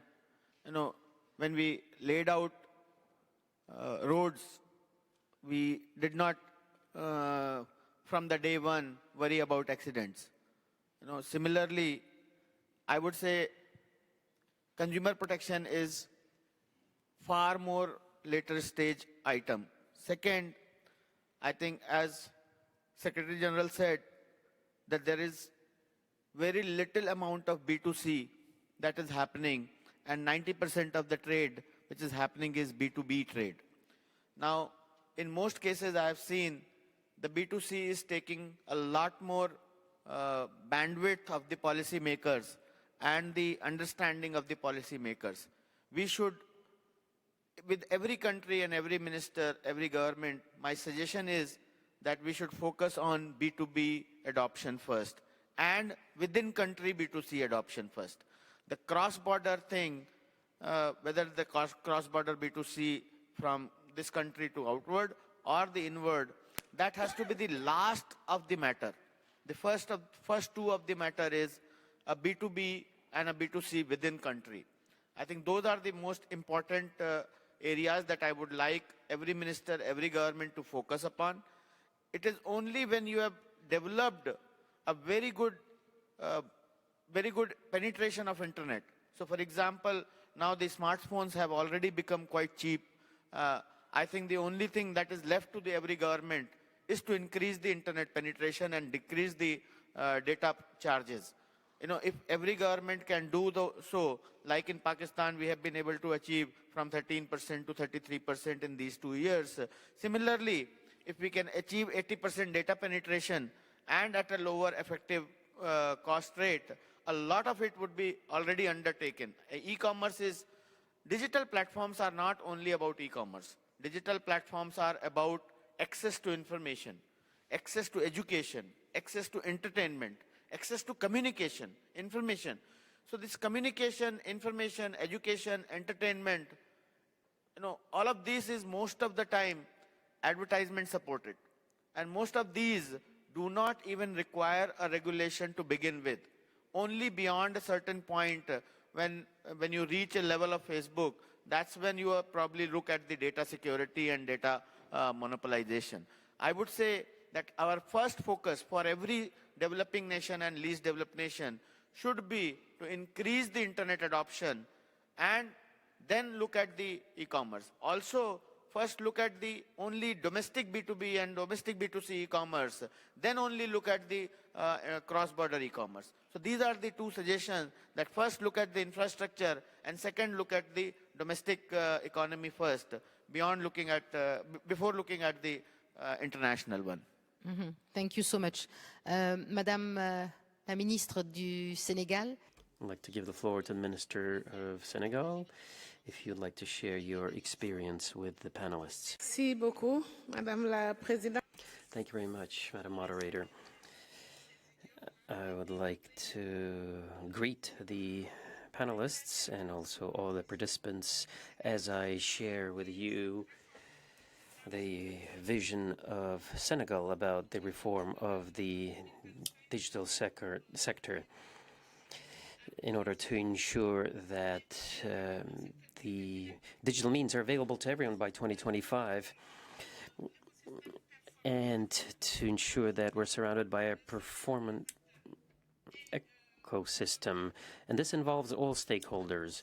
And today, the government of my country has set the mission aimed at improving infrastructure throughout the country, and in order to ensure that we have equal access to infrastructure throughout the country and ensure internet coverage of 63% and reaching a coverage of 120% for cell phones. And we are focusing on different platforms at different levels and on the basis of different initiatives. The government is working on remote services, modernizing the administration, and trying to simplify numerous procedures in the health sector and the educational sector, in the area of tourism, in order to be able to ensure that we save time and ensure greater transparency at the level of administration, but also in parallel focusing on public-private partnerships, focusing on cross-border trade, and we are involving the leaders in this area.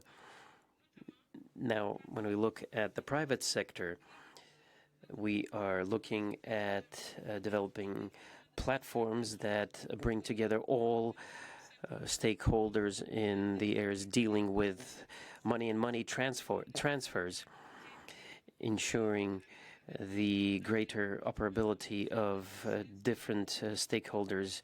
In 2016, the figure covering this sector was about 1.3 million euro. And this contributes to the GDP at the level about 8%, and this is indeed quite significant progress. However, we are also facing the problem of the speed in which things are changing.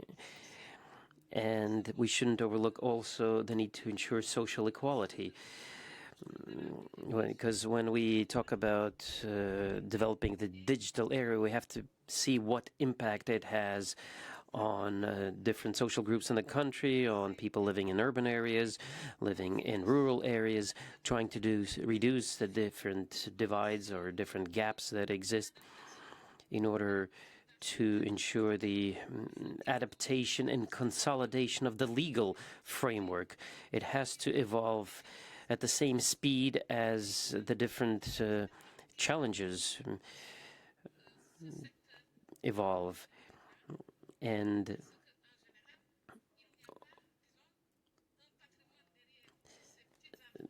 when we talk about small enterprises, they really do not have the necessary scale in order to be involved in certain activities when they can use their own capital as a hedge. So we have to help them in this work. So different steps are being taken that should bring us up to the level of international standards. And we have been thinking, at least I have been thinking, if we take into account the gap that exists between our countries and developed countries, then the only way to overcome this divide is on the basis of information and communication technologies to add value to what we're doing. So these indeed are the challenges that we have identified. And we believe that with the help of e-commerce, the entire value chain should be modified as we improve the infrastructure, and then this will lead to a better distribution of the results of production. And here we still face some difficulties. Thank you. Thank you very much, Ms. Bai, sharing with us the experience of Senegal. To the representative of Zimbabwe, from the Ministry of Industry, Mrs. Shonhiwa. The floor is yours. Thank you, and thank you for giving me the floor. I just want to agree with the point that the pace of development, it's beyond expectations. It's going very fast, and for us, you know, in the developing countries, it becomes a major challenge. We are fearful that we are going to be left behind. And of course, there are consequences to that. We have challenges on resources. I think a question was asked by Dr. Johnson on how we are going to get more capital to develop digital platforms. The costs are high. We need those, you know, with money. We need investments. Those with money to come in and invest to have that capital. And the request is that we need to be inclusive. The international community needs to carry with it the developing countries along, so that there is that dialogue, there is cooperation, there is support going forward. And we believe that sessions or dialogues such as this are critical. And we believe that while as a few of us have afforded to come to Geneva, if we could have these take place, in the regions, sort of decentralized in the regions, so that there is more of us that will attend, more stakeholders that will attend and experience, what we are experiencing here in this forum. We'll most welcome that. I've indicated that there is the question of how do we get capital. Of course, then we need investment. There is the capital for the platforms, and there is also the issue of skills. I think that was raised. We need to talk around that. There is need for a conversation around that. Then Nick, I think in his first intervention, he raised the issue of what he referred to as power dependency.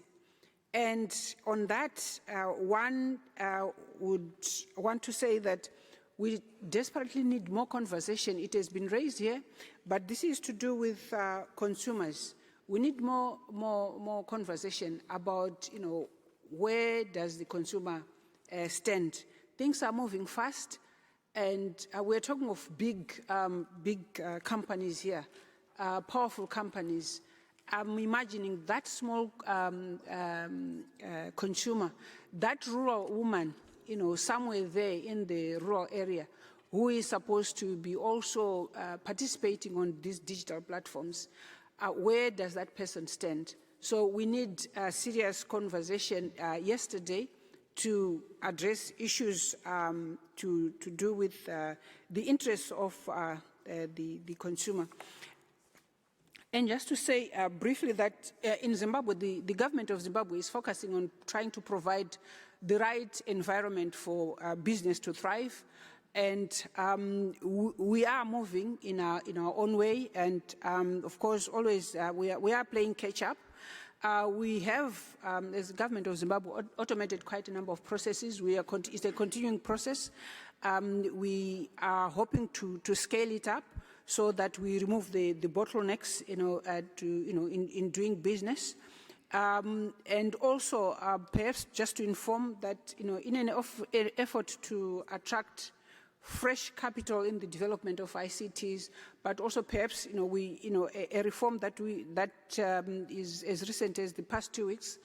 The government, which used to own 3 ICT companies, is disinvesting and is inviting private sector to come in as strategic partners in its 3 telecom companies. And we're looking for strategic partners who can come in and put in the necessary capital that will also steer us to try and keep up with others. And just to say, we thank UNCTAD for this opportunity, inviting us so that we share. Thank you. Thank you so much, Mrs. Shohinwa from Zimbabwe. You just spoke about consumers, so I'll turn to Mrs. Amanda Long, who is Director General of Consumers International. If you could share with us what your organization is about. Okay, thank you. My organisation represents 200 member organisations from 100 countries, and those members are consumer organisations. And I would actually say that consumer protection early in this process is absolutely essential if we're going to address unintended consequences. And I've been really interested, actually, in some of what the panel has had to say in this discussion, where they've touched on unintended consequences.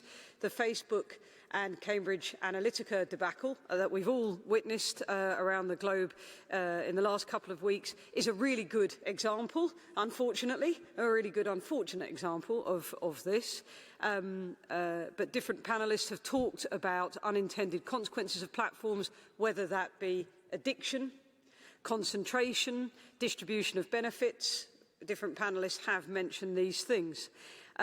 If we can address consumer protection issues up front, then actually what we can do is prevent some of those issues. My community also needs to think differently about how we do some of this so that we can be more effective. And at Consumers International, we've looked at it and said, well, we need to change some of how we work so that we can be more effective at getting the consumer voice into the development of digital economy and society as early as possible. So we have now got a new strategy which is quite unusual for our community, but which is about how we can engage business and innovators earlier in the process so that we can get better solutions. What I'd be really interested in would be hearing a bit more from the panellists as to how they think dealing with these unintended consequences could be done, so that we don't find ourselves in the situation that we find ourselves with these large platforms and the problems that we see emerging. So what could change? My community is changing some of our ways of behaving. I think others will need to too, and I'd love to hear about that. Thank you. Thank you, Mrs. Long. Maybe I'll take with Leo Stigler from Ringier Africa. Could you tell us what your company is doing in Africa, investing, funding some programs? Thank you, Ms. President. With Ringier Africa, we run marketplace and media companies across 8 sub-Saharan African countries, with our 700 employees in sub-Saharan Africa. I would like to add to what Dr. Johnson said about funding in developing countries and specifically in Africa, and that is the fact that there is a large lack of funding to truly build local platforms and truly local large internet companies in many of the developing countries. So one example is in Africa, total funding into the technology startup ecosystem last year was around $200 million. That's about 2% of the last funding round of only Uber. So that's one company against the complete ecosystem in Africa in terms of funding. And that's only 2% of that one company. And at the same time, obviously, the challenges, but also the chance to use digital tools in developing countries is that much higher, but the funding is that much lower.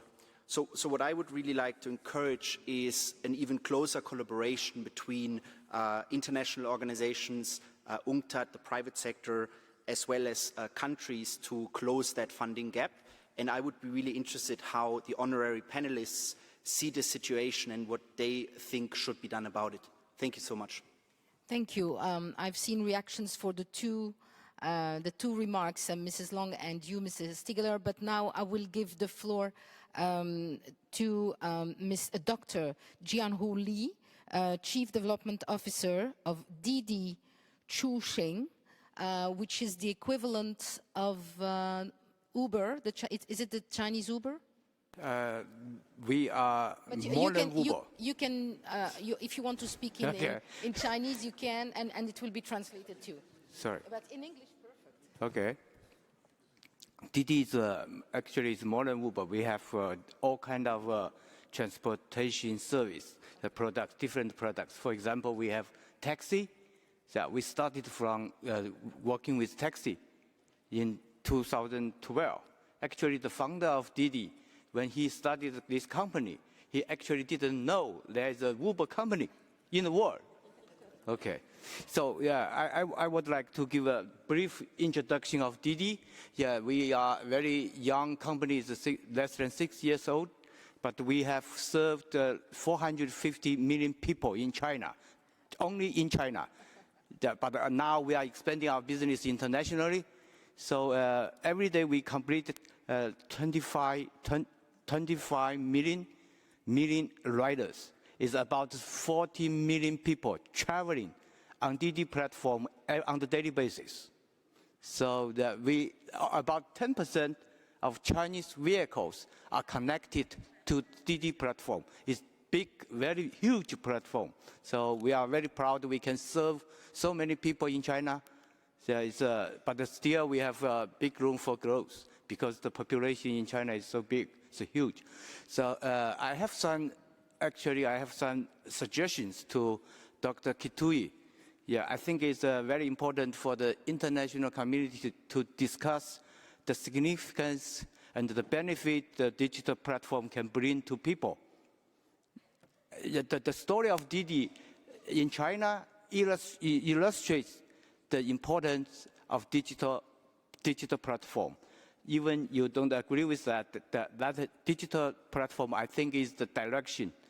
Many in the near future, I think many industries will have their own dominating platforms. Even you don't like it, that's the direction, that's the tendency. It doesn't work. If you don't like it, it will come.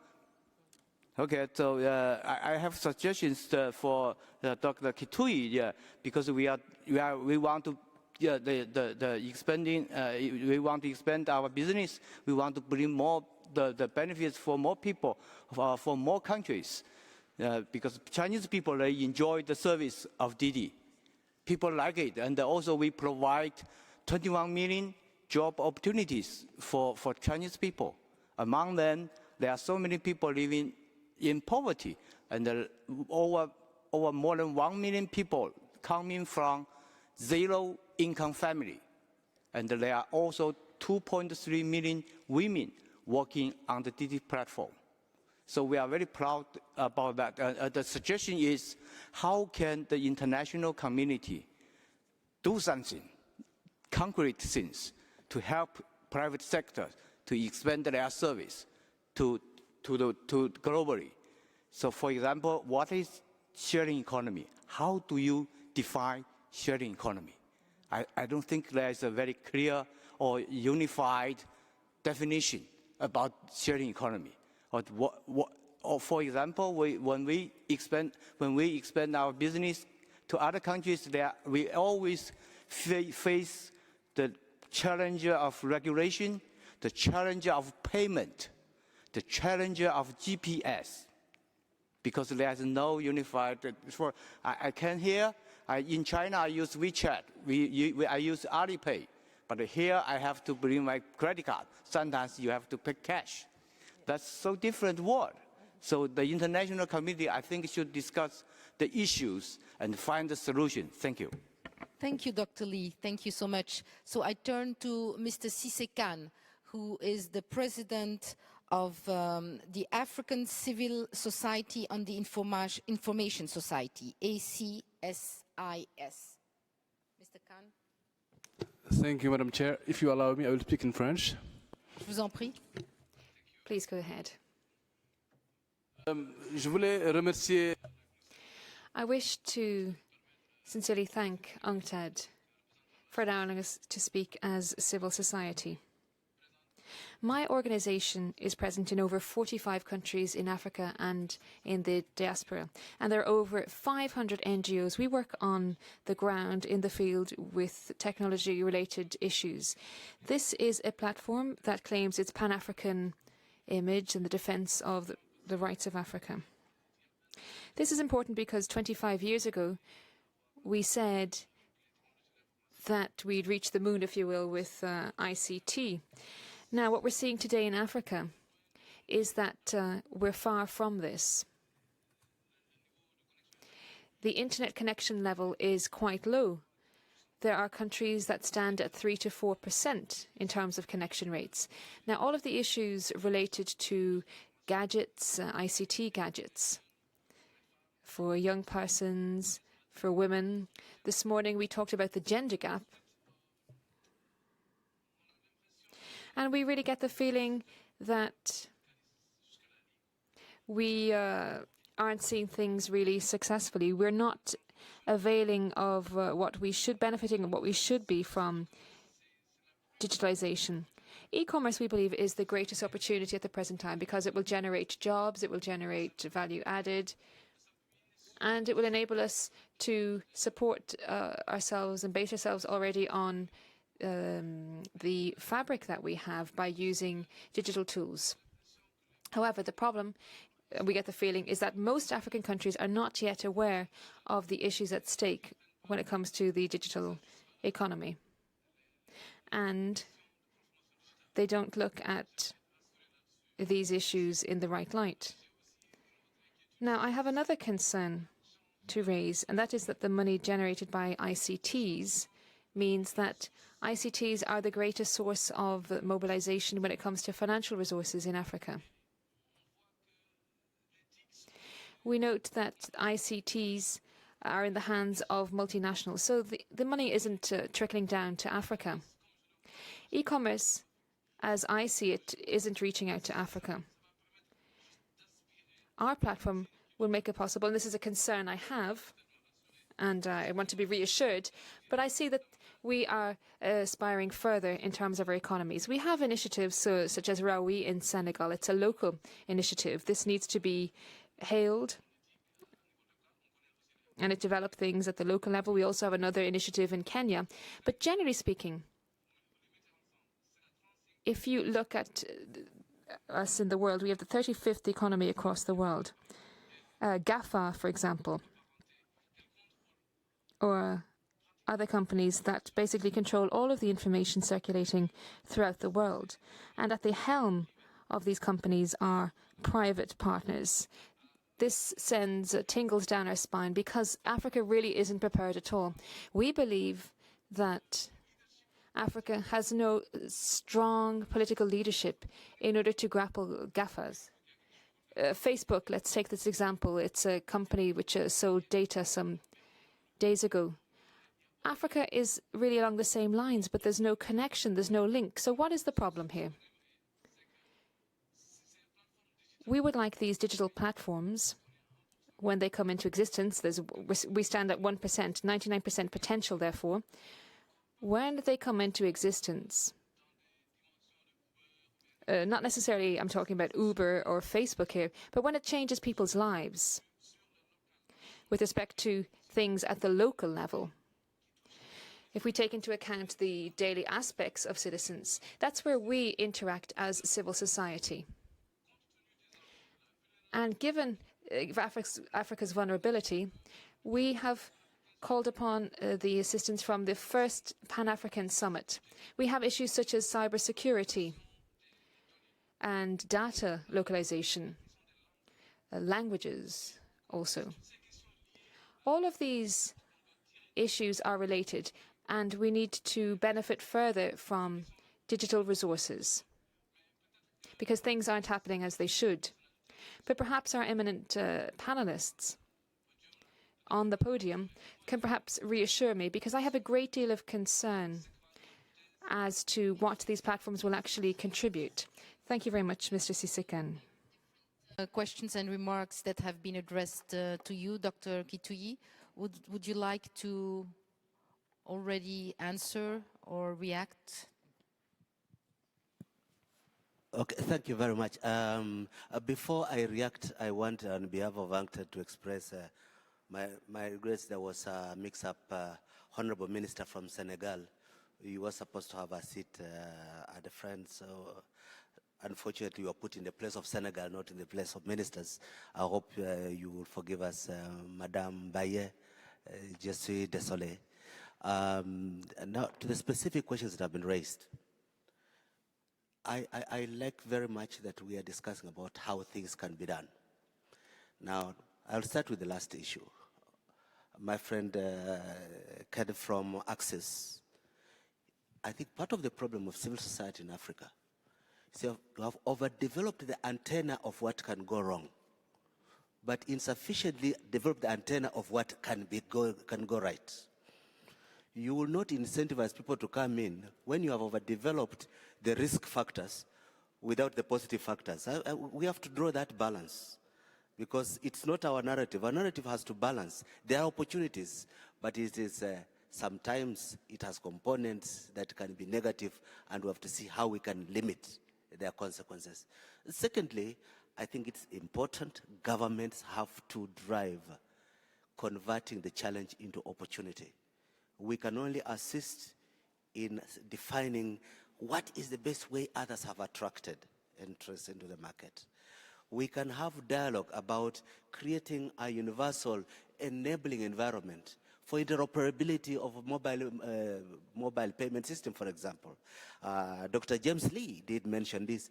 Why do we have a multiplicity of mobile wallets? PayPal has tried, but in regions we're looking for interoperability of regional mobile wallets in a way that makes it easier to have cross-border payment solutions, and therefore cross-border business, whether it is B2B or B2C. And I think the trust economy is going to need all the players. Consumer protection, a guarantee of right of return goods. I know there are some major players who say they play by the rules, but when you import from them, they make their own exporters commit not to bring back what is already exported. I think we have to flush this out, that the right of return goods is part of building the confidence in a trust-driven economy. I liked very much the issue of consumer protection. We, as UNCTAD, are the UN agency charged with the responsibility of growing and nurturing consumer rights. And one of the things we're doing right now is that the new generation of legislation on consumer protection must take stock of challenges in the digital economy that are new challenges that we have to respond to. But a fundamental issue that we also should agree, our recent track history of the digital economy is that innovators are miles ahead of regulators. And what it does is that when it is late to discover the vulnerabilities and the exposures and manipulations, regulators become too cautious and want to block what they do not understand, they think will be bad. We have to regain goodwill by greater voluntary engagement between innovators and regulators in order to forestall, to reverse the loss of trust that has come with some of the abuse that has been reported so widely in the recent past. Thank you. Thank you so much. So I will ask the reaction of Nick, Dr. Johnson, and Danish, and also if you could make a sentence to wrap up, because we're running out of time. We have to finish in a couple minutes. In 4 minutes, it has to be over because we have to leave this room. So Nick, could you please react to the different remarks that have been made about the regulation and the dangers? So I'll speak a little bit to investment, and I think this stat that $200 million spent in African investment on tech stuff last year, it's absolutely shocking. And I think the real issue here is, again, how do you compete against global companies? Uber is, again, a fantastic example. Uber lost $1 billion trying to fight off their competitor in China, and Didi ended up winning that one, so congrats to Didi for that.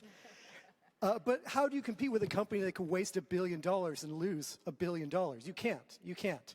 So I think what needs to be talked about here is not just levels of investment, but also protection for local industries. So I think you can look at China as a fantastic example of this. Why is Google and Facebook and Amazon not dominant in China? It's because they protected the local market from these Western companies. There's a smaller scale example, though, which is really fascinating. Austin, Texas, a small city in America. They banned Uber from being able to run in this city, and what happened was people with very little money and about 6 months of time created an Uber clone. It was a local startup. It was wildly successful. It paid workers a decent wage. It invested money back into the local community.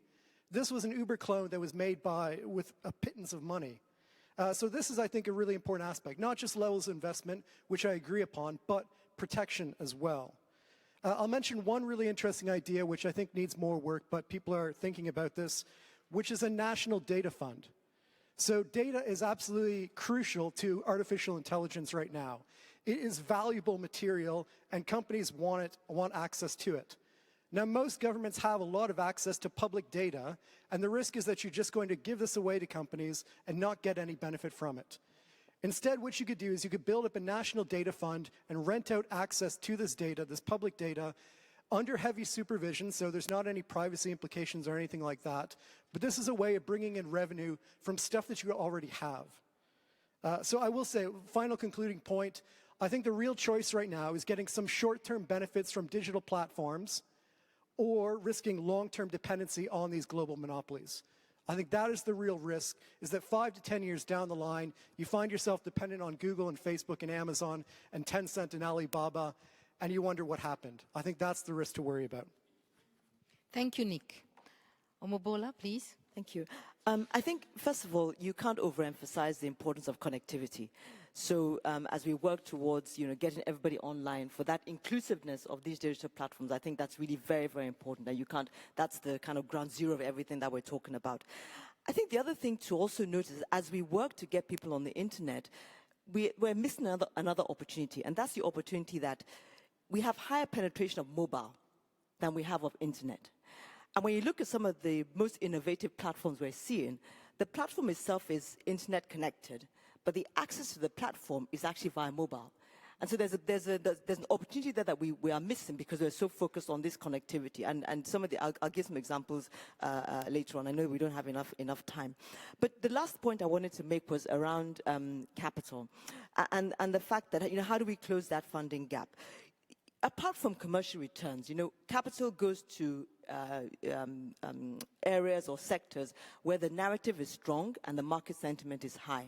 I think that, UNCTAD and many of the other organizations that are working on these kind of initiatives, we have enough information to build a narrative around investments in tech in developing economies that can help to raise the market sentiment and can also help to spin a more positive narrative around the need to invest. And I think that's one of the things that I would like to take out of these kind of events, where we just continue to build that very strong narrative. We all believe in what we're doing, believe in the benefits of digital platforms. We need to get that message out there to the people that have the capital so that they now bring that capital in based on the narrative, based on the market sentiments, and based on what we've seen are quite good commercial returns in some of these companies. Thank you. Thank you so much. So, Danish, before I give the floor back to the Secretary General of UNCTAD, what is your final remark? As I said earlier, there are large nations like India, China, Indonesia, Brazil, and Russia. They can solve the problem very differently. With the access to capital, they can create local Didi, they can create local WeChat, they can create local platforms. However, these local platforms created in India, created in China, and created in Brazil and Russia and America, they need to be interoperable. How messaging platform like WhatsApp and WeChat can be interoperable. How payments platform like PayPal and Paytm and Alipay can be interoperable. So that is one problem to solve. The more difficult problem is for the smaller countries, whether developed or underdeveloped. For them, the opportunity lies in the local, hyper-local items. So, for example, Uber is not a global company. Uber is a local company. It's made of some 2,000 cities. Every city runs a very separate Uber. You don't need a global Facebook kind of a global thing. So, in places like where there is a Craigslist or where there is a OLX, which is more localized, local platforms can do wonders as it could be done in Austin, Texas. Similarly, but for the purpose of larger items such as payment platforms, messaging platforms, I think it will be unwise for smaller countries to even try that. They should align with one of the larger countries so that, or nearby larger countries in the similar language where they can have similar messaging and payment platform. Because messaging and payment platform, if every country is going to have its own, it is not in the interest of anybody. Now, third and foremost is when we are looking at the data monopolization and consumer protection, I think these fears are overrated, and we should first taste the benefits of the digital platforms, because benefits of digital platforms are far higher than the certain pitfalls like data protection and monopolization things they protect. I believe that we should first give the benefit of education, entertainment, information, trade, access to market, access to product, access to technology, access to finance, before we can worry about, long before we can worry about consumer protection and data privacy. So I would say that for all the smaller countries, it is important that they continue to focus on internet connectivity, and they continue to focus on availability of their banking system into some kind of a digital payment platform. So either align. So for example, very recently, India opened up its digital banking platform called UPI to WhatsApp. Now you can transfer money from one bank, one Indian bank to another Indian bank using WhatsApp. So WhatsApp is not owning the wallet. It is the bank-to-bank transfer which is being opened up by WhatsApp.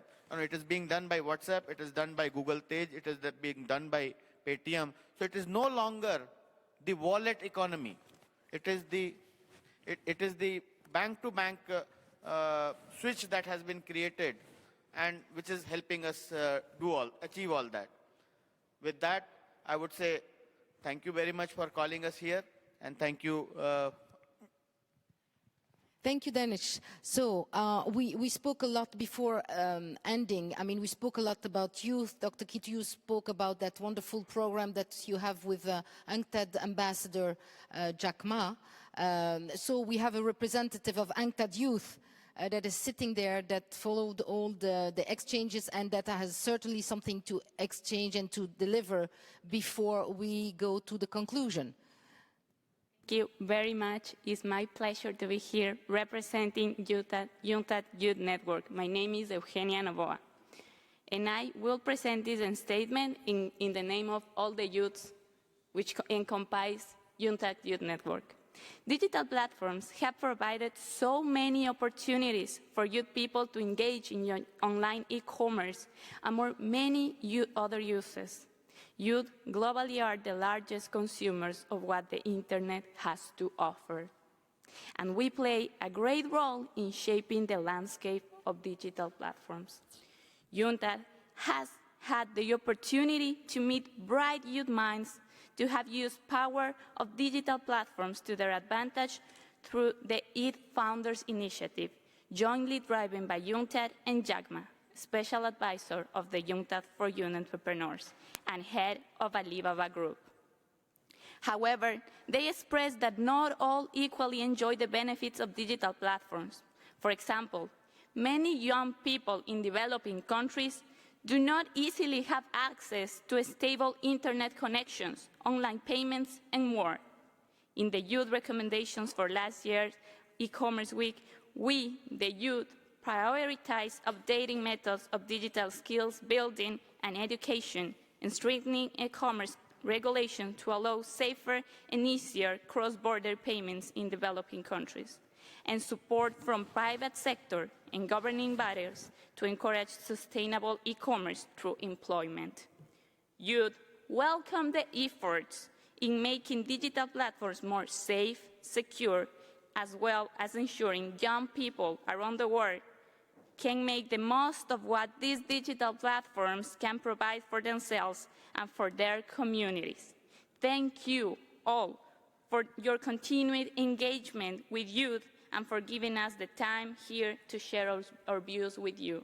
Thank you. Thank you so much. So, Dr. Kitui, for the final remark. Well, thank you very much. I'm glad that we saved the best for last. You are the owners of Agenda 2030, and we're very, very happy to be custodians who give you a chance to say your own challenges and your vision. I want to use this opportunity to thank everybody who has participated here for your patience, for your engagement. It has been a very, very, very useful and rewarding experience. I want to thank everybody who has joined us. The interesting discussions that have been going on, whether it's a sharing economy or the possibilities of the payment systems, these are interesting things for us. For us as an organization, our next phase is how do we take this conversation closer to the ground in developing countries? And I'm glad that one of the first steps in this is our commitment that before the end of the year, we'd like to have the first e-commerce week hosted in Africa, and which we hope that we'll be able to get to move to other different parts of the continent. And this is exciting to us, and I hope that many of the participants here from around the world, you'll come with this message, talk directly to African leaders, those who are most left behind, to see how much they belong to the past and how much they need to move along. And we hope that others can also help in the community of discussing how do we raise the resources necessary beyond the political goodwill to translate this opportunity into an instrument of inclusion. Sustainable Development Goal number 18 as an enabler for the rest of the SDG. Thank you very much, Madam Moderator. Thank you, Dr. Thank you very much, members of the panel. And thank you very much, everybody.